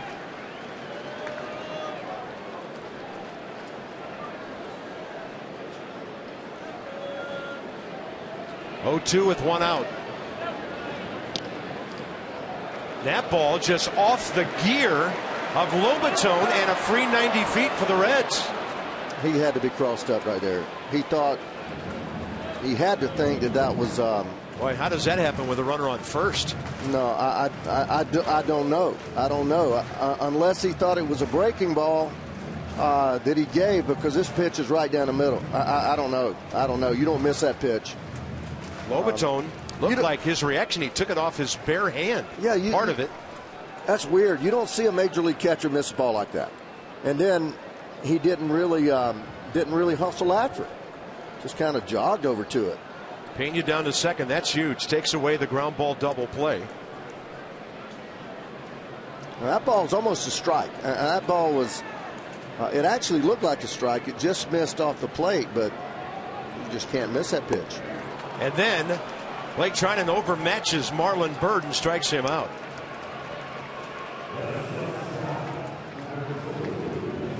Two-out matchup. Zach Kozar gets on top of it again. Great break, great depth, good location, outside part. We're doing a whole lot of backhanding. You know, catchers nowadays just do not go down on those 2 knees to block the ball the way we always saw them do it over forever. You know, they always go down on those 2 knees, slide, block the ball, keep it in front of them. See how that, we don't even try to block them, we try to catch them. I don't know why that happens. You need to go down on both knees, block the ball, keep it in front of you, instead of leaning your body away and then trying to glove it. It's not the way you play catcher. Watch this. He doesn't try to go down on 2 knees and block this ball. He gets out of the way of it.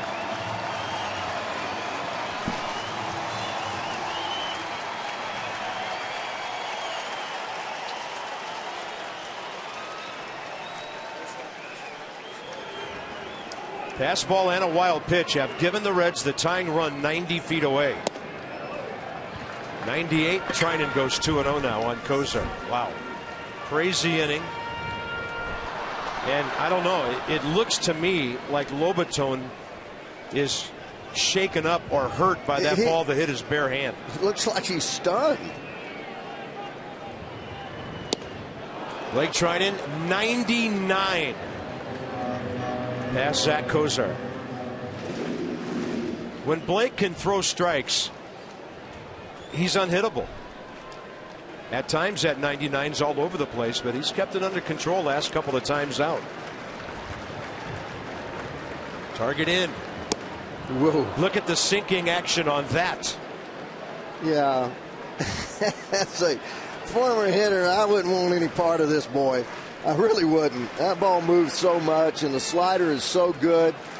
You know, your only chance with him is getting behind you, and then throwing that fastball. You've got to sell out for the fastball. You got to throw 97, 98. You can't even have the breaking ball in the back of your mind. Or there's no way to get to it. That's why he is so effective with his slider when he throws it right. Close enough for Cozart to be hacking, and Lobaton just felt the brunt of another one. 5-4 Nats. 6th inning. With everything that's gone on today, there is a ton of baseball yet to be played.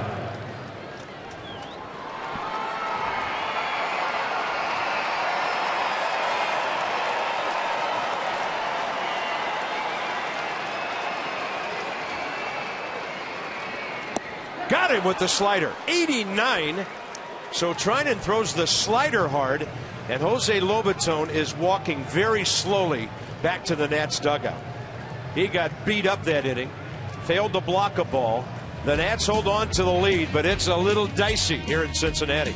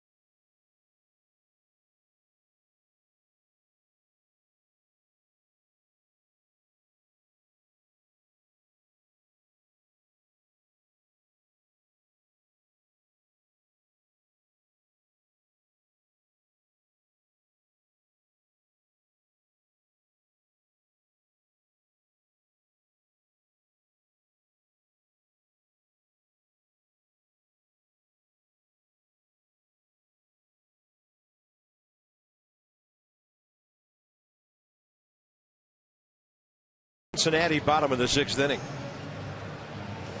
Come out to Nats Park Thursday. First game of the Cubs series. Night game at 7:05. First 25,000 fans receive a Ryan Zimmerman bobblehead from PNC Bank commemorating his walk-off homer on opening night at Nats Park, March 30th, 2008 against Peter Moylan and the Atlanta Braves. Go to Nationals.com and purchase your tickets. The first of 10 Ryan Zimmerman walk-off blasts. Ryan Matthews, one pitch last inning to get Denard Span. Angels had him at the beginning of the year. They designated him for assignment, then the Reds picked him up. He'll throw the slider on occasion. That's what he throws to his former teammate Ian Desmond. Sinker slider.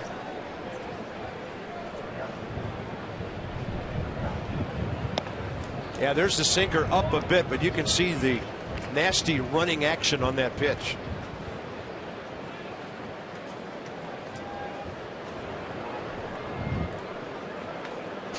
One ball, one strike. In on Ian's hands, able to get the bat around on it. The count's 1-2. About 2/3 of the pitcher's mound in the shadows now.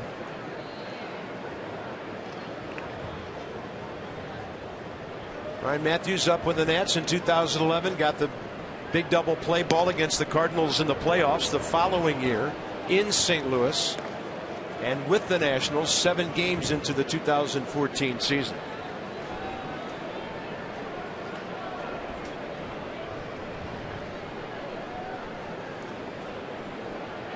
Desmond, left side, Cozart behind it. That man's been flawless at short. Joey Votto stays on the bag. Zach Cozart trying to play his 17th straight game without making an error. Next two, Escobar and Zimmerman.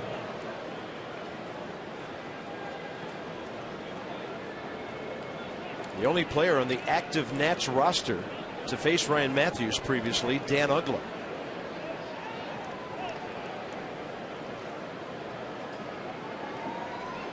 Unell, a good day. A double, a run in the first, a single in the fourth. 2 for 3. And in the series, 4 for 8.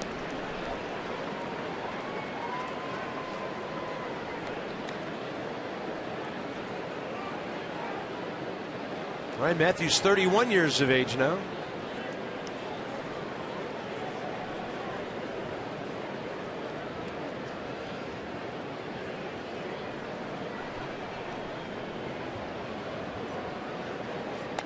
There's the breaking ball, and Escobar was ripping, trying to take it to right center, it appeared. Yeah, he hung that ball a little bit inside. Pretty good swing at it. Now his tendency is to run a fastball in off the plate and then go back to the slider. See if he wastes a pitch inside or goes right to the slider. Right to the slide piece. And Escobar appeared to call it ball one himself. He does. He's funny. If you watch him closely, he is so animated.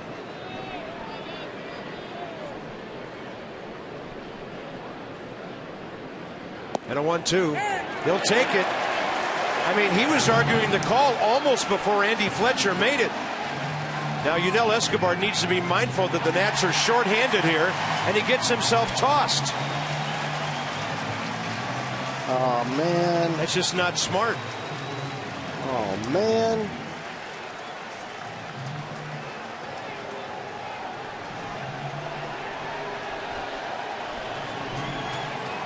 When you've got guys hurt, you got to stay in the game. Yeah, and, you know, I don't get it. I mean, you're supposed to be able to at least state your feelings and have your say. You know, they always talk about not arguing balls and strikes. That's generally from the dugout. But I don't know. I don't know why they just got to be so quick on throwing people out of the ball game. I don't even know that he swung there. I don't. Looking at that, didn't even look like he started it. That's it. He said, that's it. Go. He said go twice. He said, that's it. Go, go. But that's not long enough. You got to be able to sit there and say something.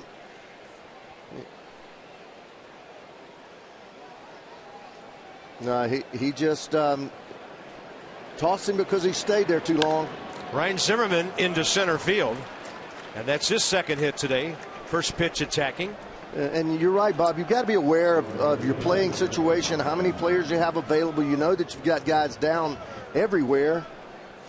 Nats will probably have to put Uggla in at second base now and move Danny Espinosa over. Yeah, that's what they'll do. But you end up putting yourself in a tough situation because you without pinch hitters. You start losing pinch hitters, the bench players, and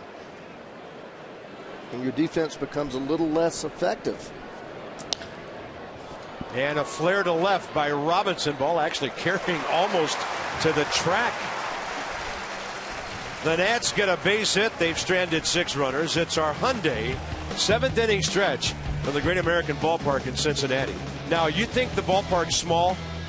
Look how little that field is. We could all hit one there.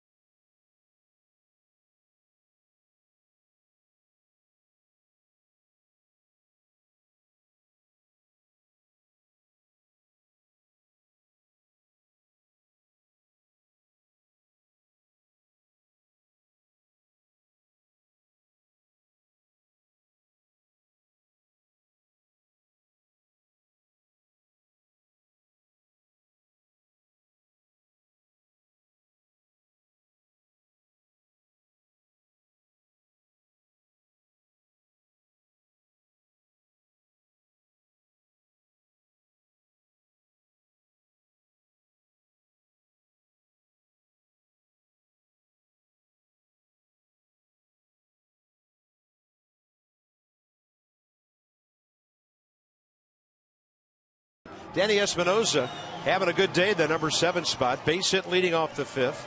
Single, 2 outs in the 6th. He has scored twice. Gio Gonzalez battles his way through 99 pitches, 64 strikes. Still in line for the win, and Blake Trinan trying to bridge that gap to the late innings.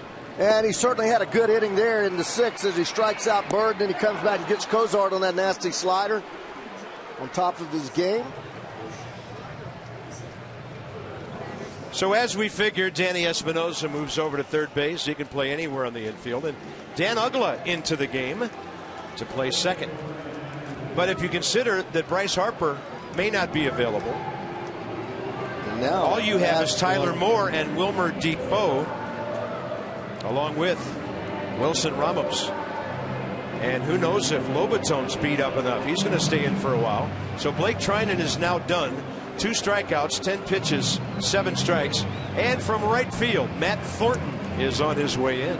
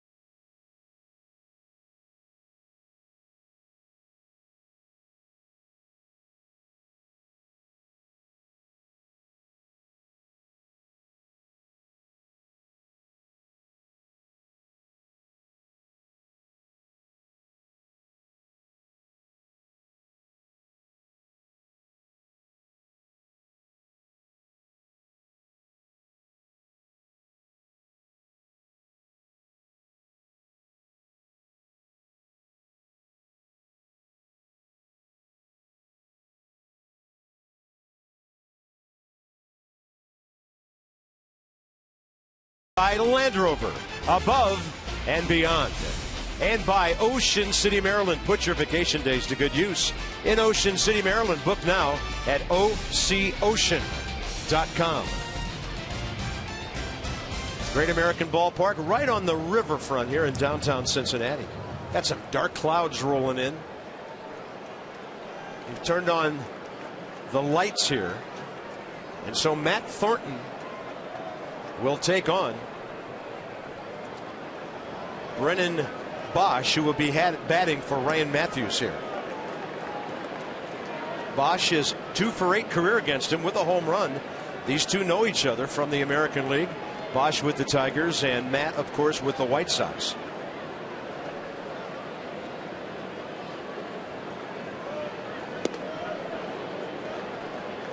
And a big helicopter swing for a strike.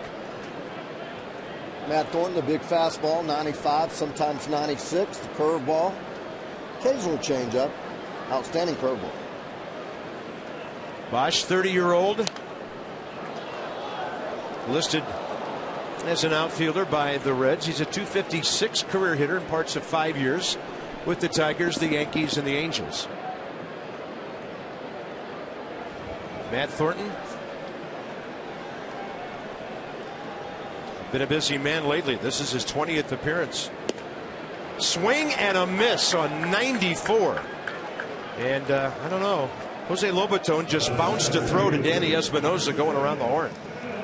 I bet you Billy Hamilton noticed that from the on-deck circle. 94, a little bit of elevation to a low ball hitter. Can't catch up with it. Little tardy. That's the 6th time in 9 at-bats Matt Thornton has struck out Brennan Bosch. And either somebody just turned on an air conditioner in our booth or the temperature is dropping in Cincinnati. So here's Hamilton against Thornton for the first time. First pitch swinging and a pop-up. Ryan Zimmerman on the call. 2 quick outs.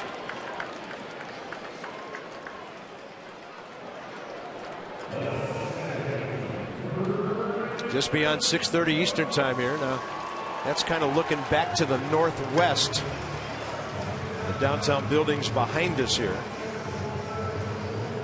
Flag starting to move around. Top of the order, Brandon Phillips. Boy, that was big to keep that guy off base in a 1-run game. It sure was. We saw the look of the outfielder there back in the no doubles.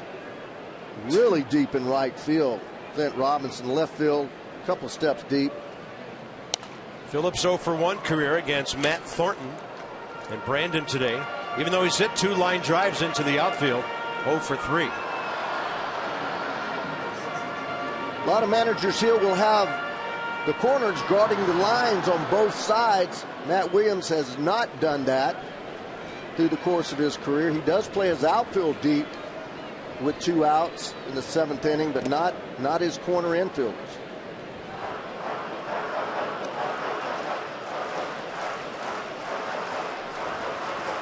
Way off the line at first and third. Bernard playing for right center field.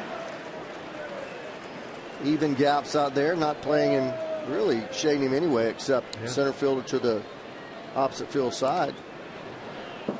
He's swinging, and that must be his back leg that has that problem, his toe. Yeah, it's his, right toe. Well, they said yesterday it was his left. Was it? Something's causing him to go to that back leg. Left turf toe. Aaron Barrett, and where he's throwing, he's maybe 100 feet from Clint Robinson. 1 ball, 2 strikes. Boy, Brandon Phillips all over the place, and you're right. It looks like he's struggling on that back foot. Well, he decides to go in on him, and he's just really, something is causing him not to be able to distribute that weight evenly. Not taking a stride either.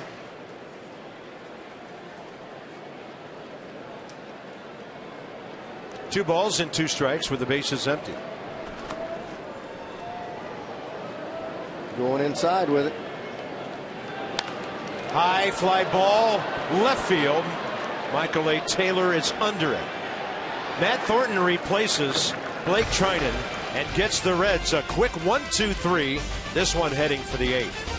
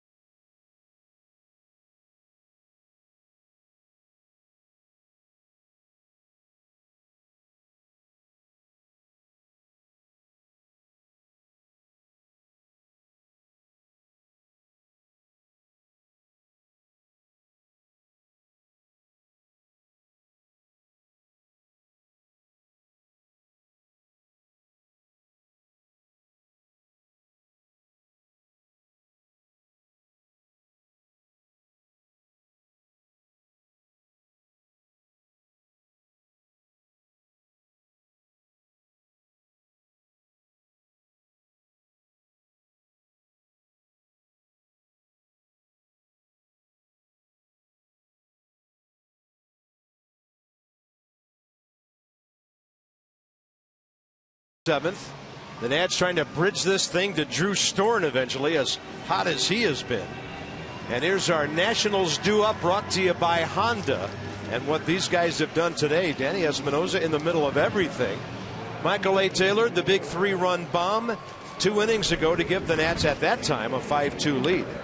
Gets a hanging breaking ball. Look at it spin. Doesn't do anything. Stays right there from Iglesias. And boy, he just jumped all over that thing.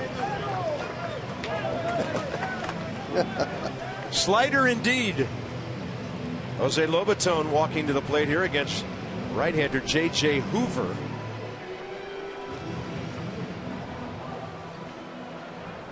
Well, Michael A., just when you think he's really struggling, boom, he comes up and does something big. So Hoover got one batter last night. He struck out Ian Desmond, ending the 8th inning. He has a curveball slider, but he's got a 95-mile-an-hour fastball. There's a curveball. And he threw mainly fastballs last night.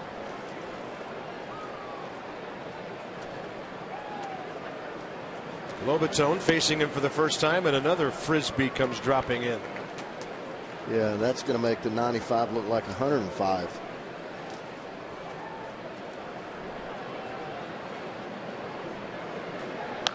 Lobaton up the middle. Shading that way, Zach Kozar.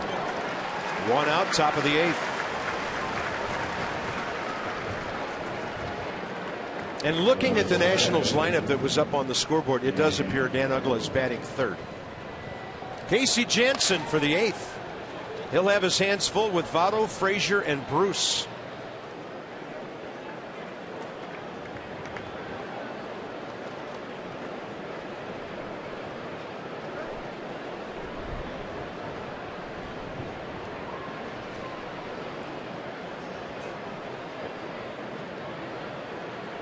Both Trinan and Thornton 10 pitches, 7 strikes to get 5 key outs.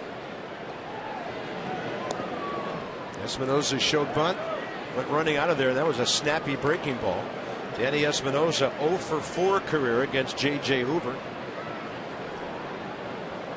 Swinging the bat well today, though. 2 base hits, 1 off the wall.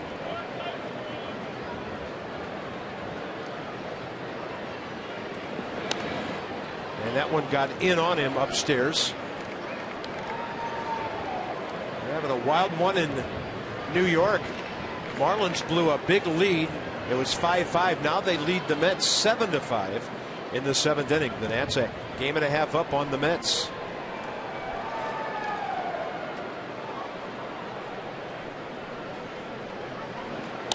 Espinosa pitched low and then hit the mound, creating some big hops there for Kozar. 2 outs.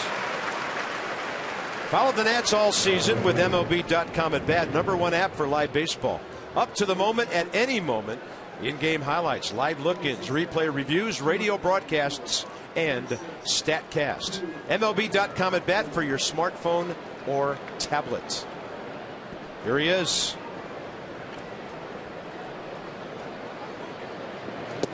And he shows bunt after hitting a home run. I like it. Hey, trying to get it down to the #9 spot where Tyler Moore is on deck. Tyler has been on deck once today. And then after Taylor's home run, he went back to the dugout. That's when Gio stayed in and got hit by that pitch in the 6th inning. An odd twist to this game.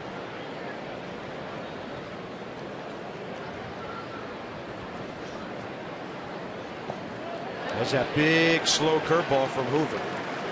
Taylor seeing that for the first time against this 27-year-old right-hander. Now, Michael, he doesn't like the breaking ball yet. That's a very typical thing for a young hitter. You hit bad breaking balls, which he did. Stay on the fastball.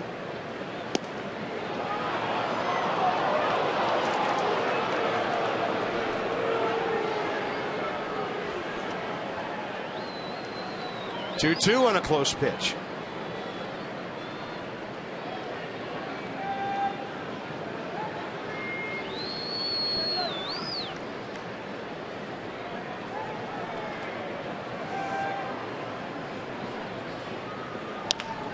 And he pulled that breaking ball to the left side. It got by Frazier.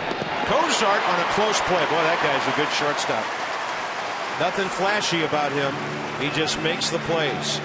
3 assists in the inning. It's Jansen against the best of the Reds in a moment.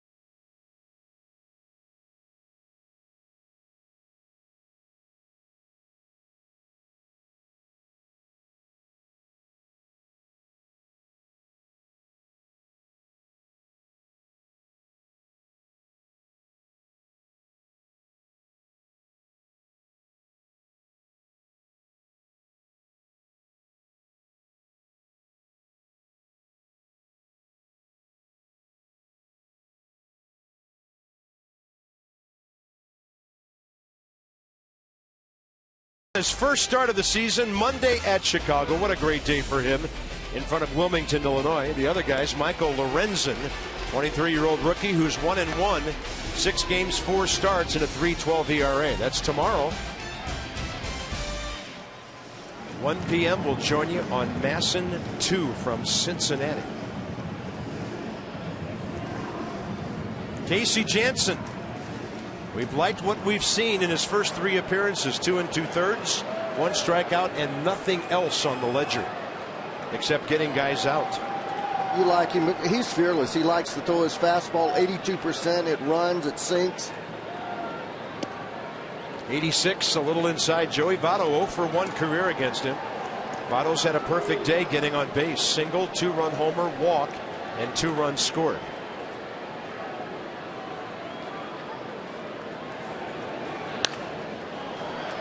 Joey Votto is looking very dangerous at the plate right now. He's certainly letting the ball get back to him, Bob. He's not tried to pull anything. Everything he said's either been to left center or around the left field line. Pretty much been late on every fastball.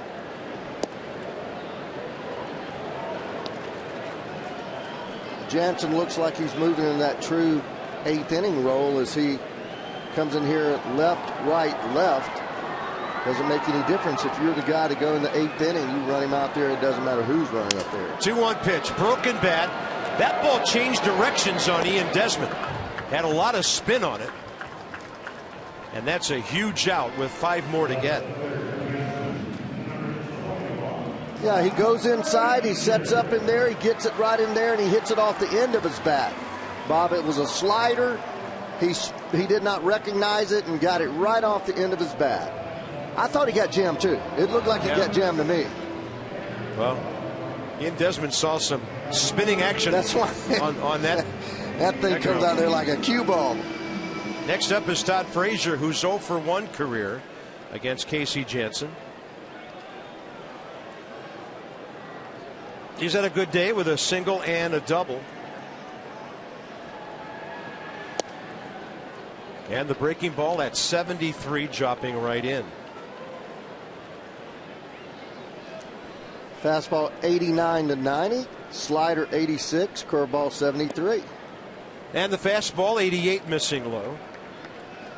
Yeah, he's not going to wow you with his speed. He just gets you out with his guile. So Aroldis Chapman, it appears, ready for the 9th inning, whether the Reds are tied ahead or behind. We'll see how they play it.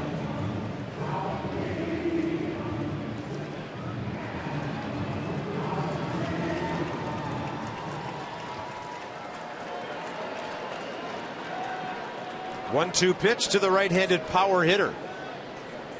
Fastball away. Frazier gets extension high in the air, and Span keeps it in play. Saves the homer, and it's a double for Frazier. And he just pointed to Denard Span as if to say, good play. Oh, my God. How about that? Keeping it in the yard. Oh, my gosh. You will not see a finer play like a goalie. They're shooting it like it's a home run. Settle down up there. The fireworks guy shooting off fireworks for a double. What a play. What an effort. And it almost looked like he's trying to swat it back in. Look at him climbing the wall, getting up there, and the ball right off the end of his glove and flips it back into play. Sensational play. Hey, too bad he didn't flip it on a fly to Michael A. Taylor. Well, that would have been something. Well, the ball's in the ballpark. Amazing athletic ability and perfect timing on the jump by Denard Span. But the tying runs at second base with 1 out.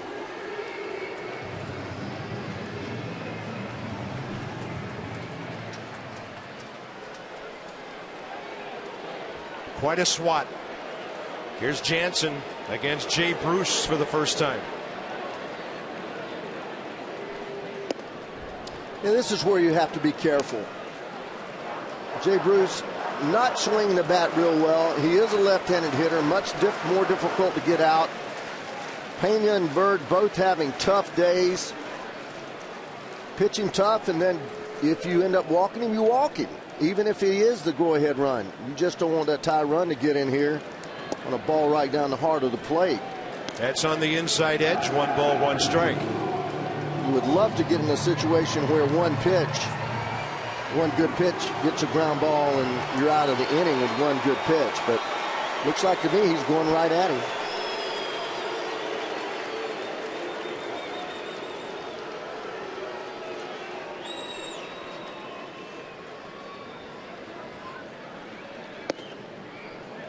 '86 up and in. Lobaton for a visit.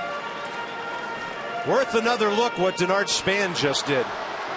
Well, you look at what he did getting the ball back, but just how far he went to get to this ball. Look how far he runs. He runs a half of a football field, times himself, gets it right at the apex of his jump, flips it back in, almost caught that ball.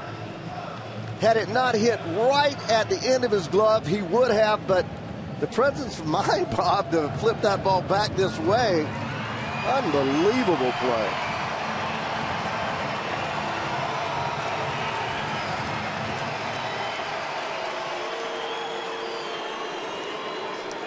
Runner at second, 1 out. 2-1 to Jay Bruce here.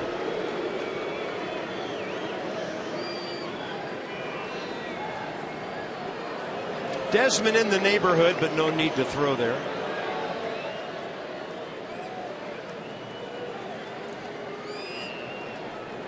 Infield deep all the way around, except at third base, trying to knock the ball down. As an infielder, you have one thing here. The runner at second base, that is the value run. So you knock the ball down any way you can to keep it on the infield. Get an out if possible, but Desi backs up all the way to the grass. This may be as deep as I've seen Ryan Zimmerman play all year long. 3 balls, 1 strike. Don't be silly here. Everything's in Jay Bruce's favor. Just throw him some kind of pitch, probably off the plate away. And if you walk him, you walk him. Start it all over again. Well, there's a guy with no home runs on deck. And he can't run. He hits a lot of ground balls. 3-1 pitch. Frazier takes ball 4. Or rather, Bruce takes ball 4 with Frazier on second. Now the lead runs on for Cincinnati. Well, that doesn't hurt anybody. Now puts the double play in order. Yeah, it does. Pretty good pitch he took right there, too, though. Brian Pena. And here's where the plot thickens a little bit.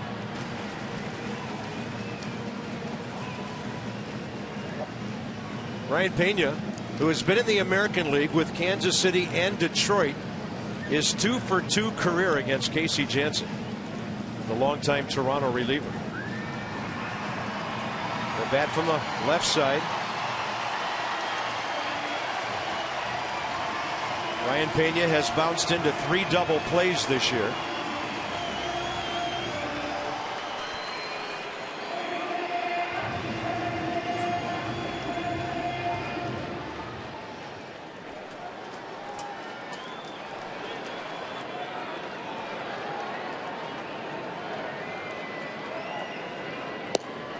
What a changeup. And the hitter almost corkscrewed himself into the ground right there.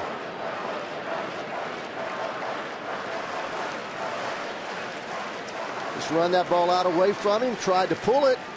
Keep it out there and let him pull it. Hey, Bob, when you get 5 runs with your best player out, best 2 players out, you got to win this ball game. Foul tip. That was 86 down and in.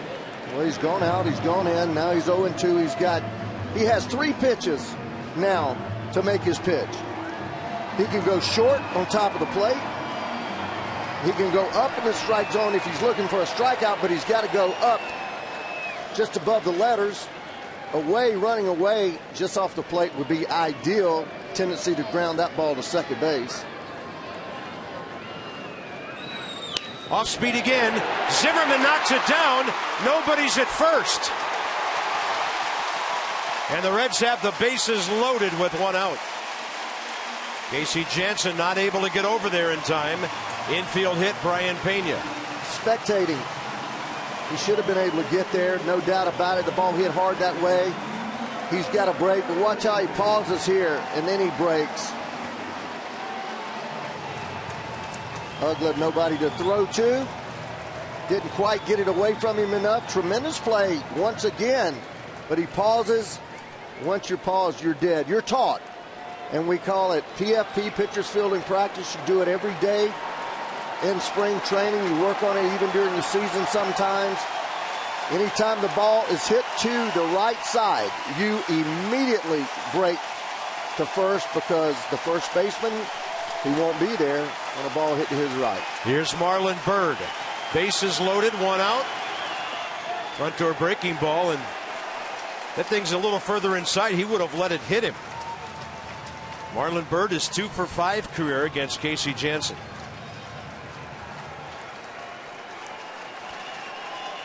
Inning started well when Casey retired Votto on the ground ball.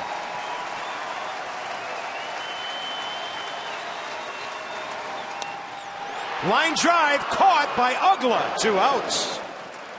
And a good job by the Reds this time of all runners staying home.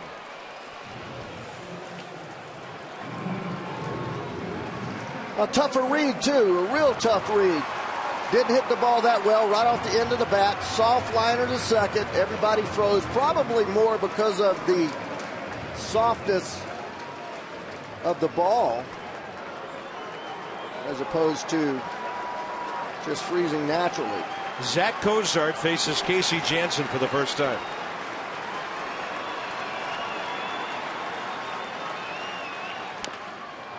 Foul ball that hit him. Casey throws to first on a foul ball just in case. Everybody missed it. Yeah. Todd Frazier's at third. He doubled with 1 out on the amazing span play. Jay Bruce then walked. Brian Pena to first on the infield hit. And they all stayed home in that lone line drive to Dan Uggla.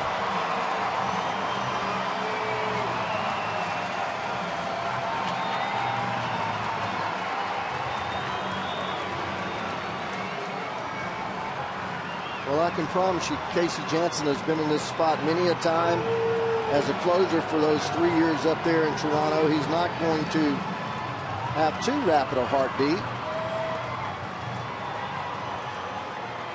And as you saw that graphic, both teams have been pretty solid with runners in scoring position today.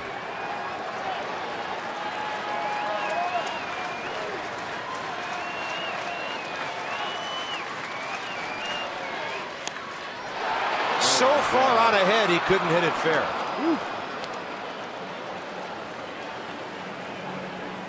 Well, he got a good pitch to hit. That was kind of a flipped in there breaking ball, curveball. Didn't do a whole lot. Somewhere Livan Hernandez is smiling right now. So it's 0-2. One shake. Time.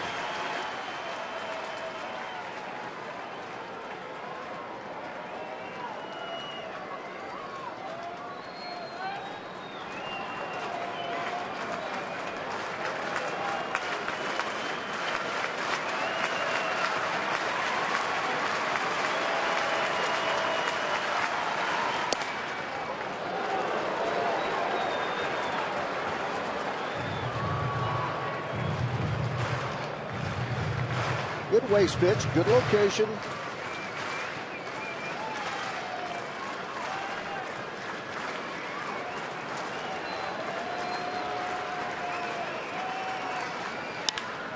In the air to center. Denard Span going back and back and back. And it's off the base of the wall. Third runner coming home, and now the hold. Brian Pena at third. And the Reds have taken the lead.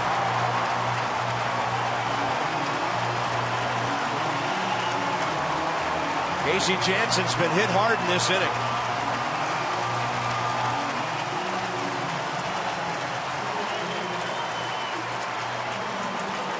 Pretty much right down the middle of the plate. Why, Zach Cozart. That's about 6 homers on the year, really muscling up there.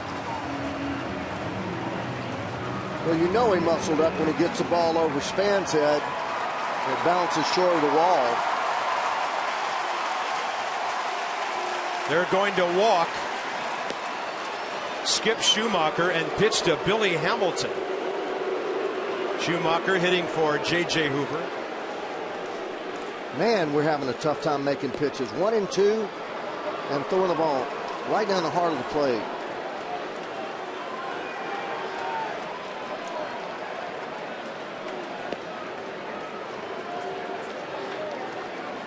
Well, obviously, this big time brings Aroldis Chapman into the mix for the 9th inning. Probably Tyler Moore, then Span, then Desmond against him.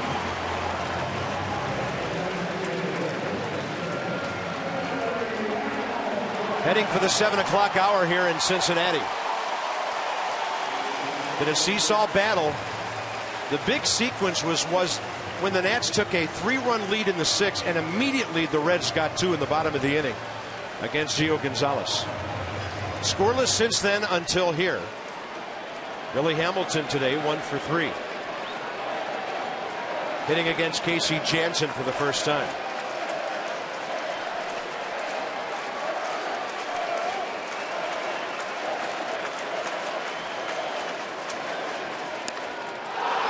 That ball well foul.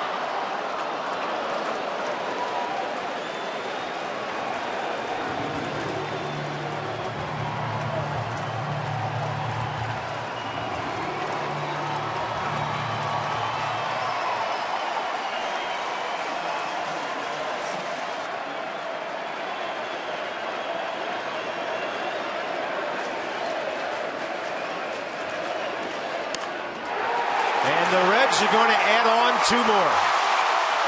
Casey Janssen, that ball just breaking and hanging around home plate, and Billy Hamilton makes it hurt.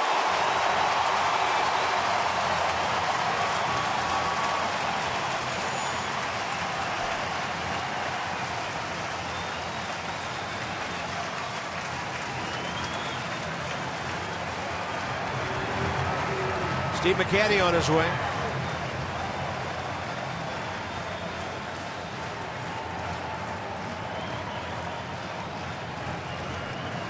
Just a case of fat pitch after fat pitch after fat pitch.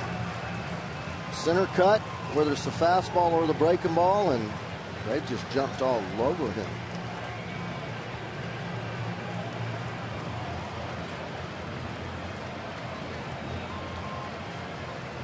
So the Reds a 3-run lead, 4 runs in this inning.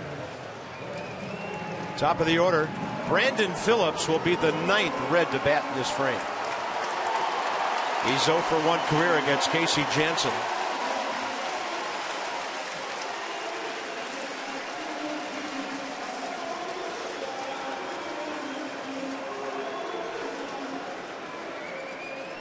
No reason for Hamilton not to run. Oh, yeah. I'm just wondering if Jose Lobaton can throw. I don't think he'll even attempt to throw. He can't afford for that run to third to come in here and let him have it, but Brandon Phillips swings.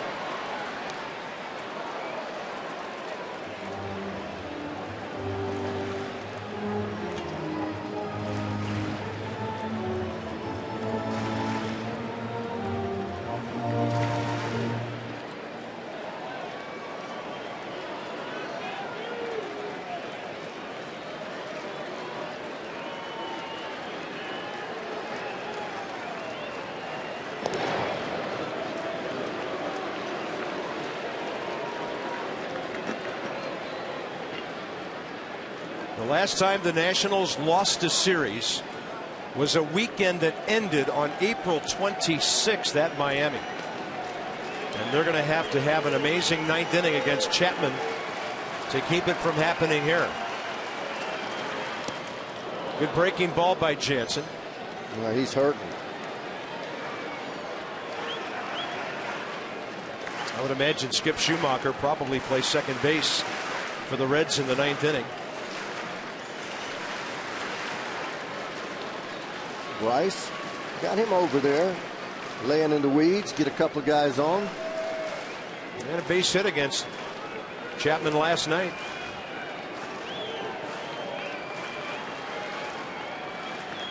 Oh, 2 to Phillips, and he just Kind of reaches down to stay alive.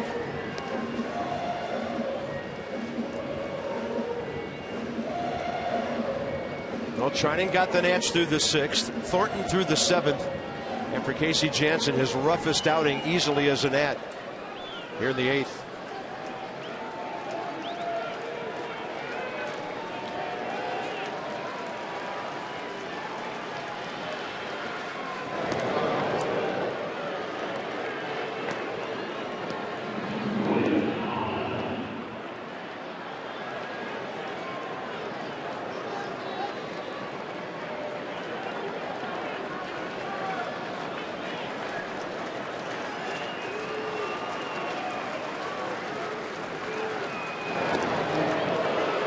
Bob, there's one thing sitting up here thinking, Casey hasn't been off the DL that long. He's had some really good outings for us, and kind of expect this to happen at some point, working his way back. He certainly has not had the kind of breaking ball that he's had. His fastball is always going to be 88, 89, 90. It's all about locating that, and he just hadn't been able to do that today. So, not making excuses, but this is something you can expect. You see it time and time again when a guy has been out as long as he was and then comes back, and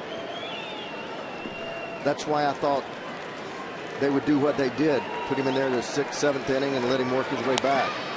Ground ball deep third, Escobar, or rather Espinosa, and Danny's got the gun to take care of that play.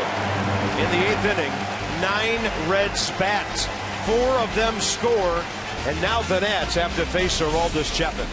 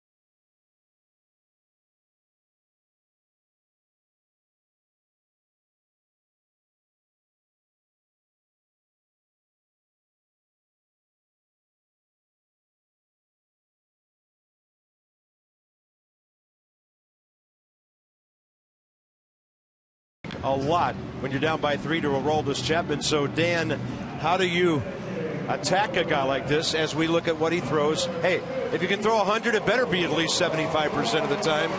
The breaking ball, the changeup mixed in. So, Dan Coco, how do you deal with an arm like this? I asked a couple nationals that today, Bob. I asked Denard Span. He said you got to shorten up your swing, not try and match his power. You eliminate extra movement from your swing. You just try and get the bat head to the ball. Ryan Zimmerman said you have to look fastball, but if Chapman's throwing his other pitches for strikes, you really don't have much chance. I asked Zim, is 101 that much different than 95 when you're standing in the box? He smiled, nodded his head, and said, it's pretty fast. All right. First assignment is for Tyler Moore, who's 0 for 3 career against him.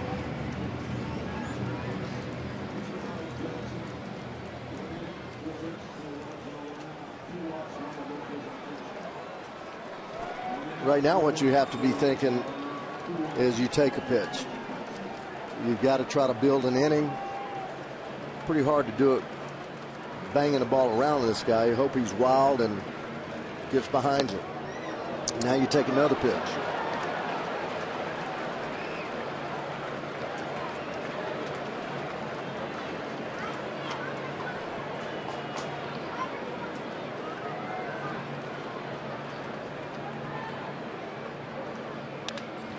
Tyler Moore ripping. Surprises me.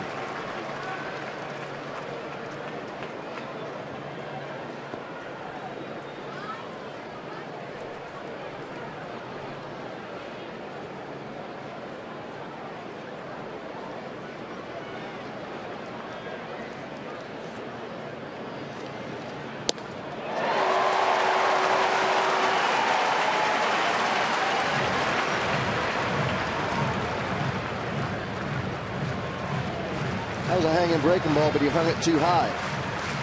He hung it up there above his letters, and just a change in trajectory off of his fastball causes you to miss it.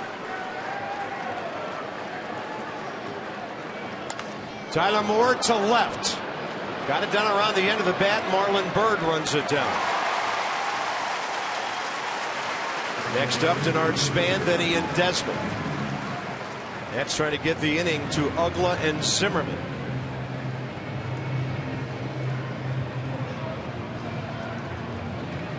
Well, it could be a salvage operation for Tanner Roark and the Nats tomorrow. We'll be facing a rookie pitcher in Michael Lorenzen, just 23 years of age. Denard Span and Ian Desmond. Span 0 for 3 career against Chapman.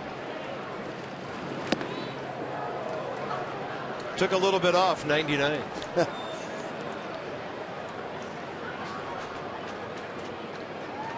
Mets are behind 9-5 in their game, 9th inning in New York.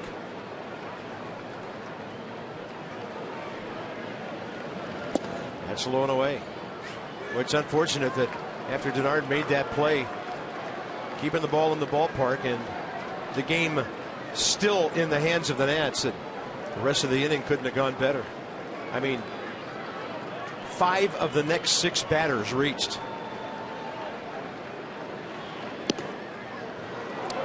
Walks as good as a hit. It's 3-0. Yeah, he can get wild. That's why I thought that Tyler would take all the way up until at least a strike. That's just kind of the old baseball philosophy when you're down 3 runs.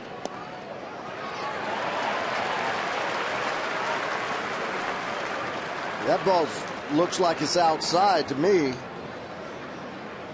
That's pretty generous. 3-0 call.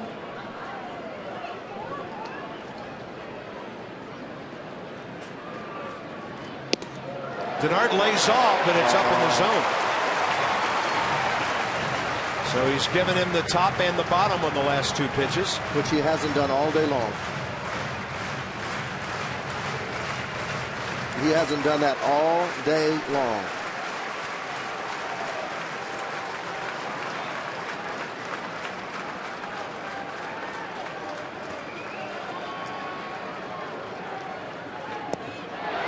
And Denard Span will take the walk.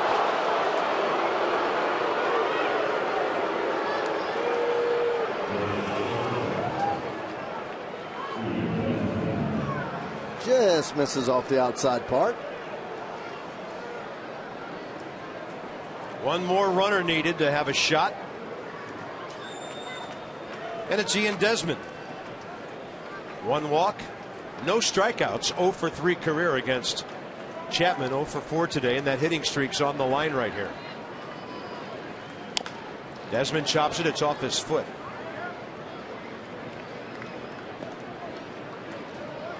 We don't know if Bryce is available or not. I think if he was, he would have a bat in his hand. Yeah.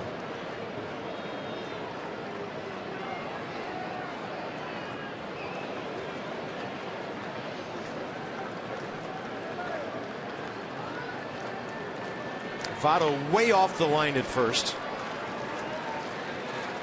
Outfielders center and right shaded the other way. Span will go ahead and take second base so they can't turn an inning-ending, game-ending double play.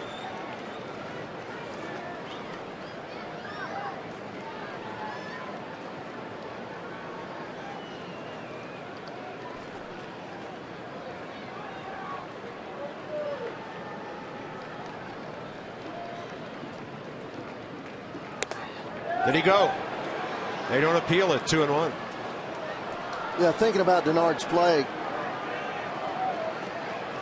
I believe his highlight reel, it would be about 2 or 3 hours long. It's getting pretty expansive, isn't it? Yeah. I'm sure that will be added to it.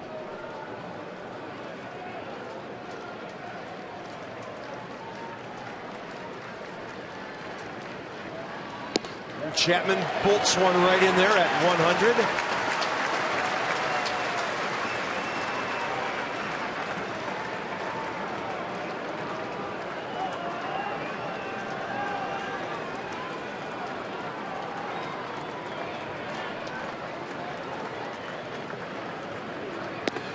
And upstairs. 102.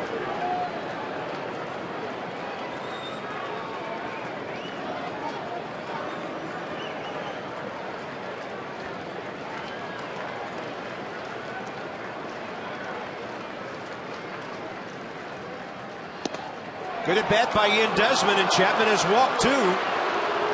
Now the Nats have a fighting chance. First it's Ugla, and then Ryan Zimmerman. Hey, I don't care how hard you throw, you have to throw strikes. You do, and it should have been the whole philosophy at the start of the inning, but these guys had some really good at bats. This guy can get wild. You know, I think that what happens, I know what happens when a guy throws this hard. So difficult to catch up to the ball. You start a little early, you have a tendency to swing at balls out of the strike zone. But down 3, you've got to make him throw a strike. Dan Ugla 0 for 2 career with a pair of strikeouts against Aroldis Chapman. Now the situation changes. You tie your tying run. You know he's going to try to throw this first pitch in here for a strike. So you get yourself started, you get it out there, you get it out there. Outfielders a lot deeper now with 2 men on base, enhancing the possibility of a ball falling in front of them. That's a great point.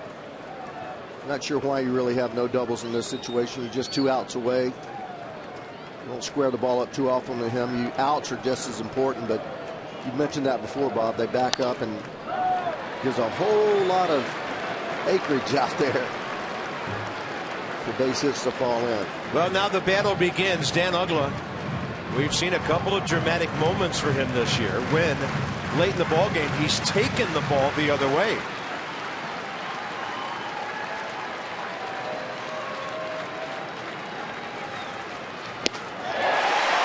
Late for 102. 2 down. 102. Well, that's some serious juice right there, and it's almost impossible. That ball gets above your waist. You know, Bryce turned it around up there the other night, but that ball is by him by about a foot. Chapman struck out Ryan Zimmerman for the 2nd out in the 9th inning last night. Ryan is 1 for 4 career against him. It's about like trying to hit a BB. And Zimmerman had a big time rip straight back and went. That was a good hack. I've always said it's 2/5 of a second by the time they release the ball till it gets to the plate. This guy's less than that. I guarantee you. You know, you don't have much time. I mean, hardly any time. And to be able to get the bat on the ball is a feat in itself, much less time it. That's his changeup at 91, and it hit right off the end of the barrel. And right now, 36,294 very excited in Cincinnati. Their ball club hasn't put too many wins together this year. Coming into this series, the Reds have lost 10 of 11, and they're trying to win this series from the Nats, who haven't dropped one in over a month.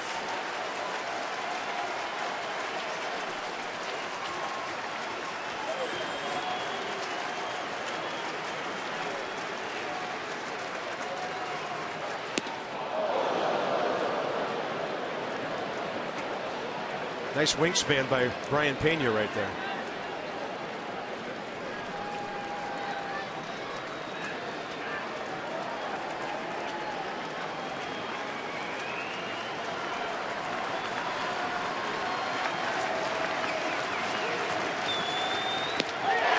And the Reds have won the series.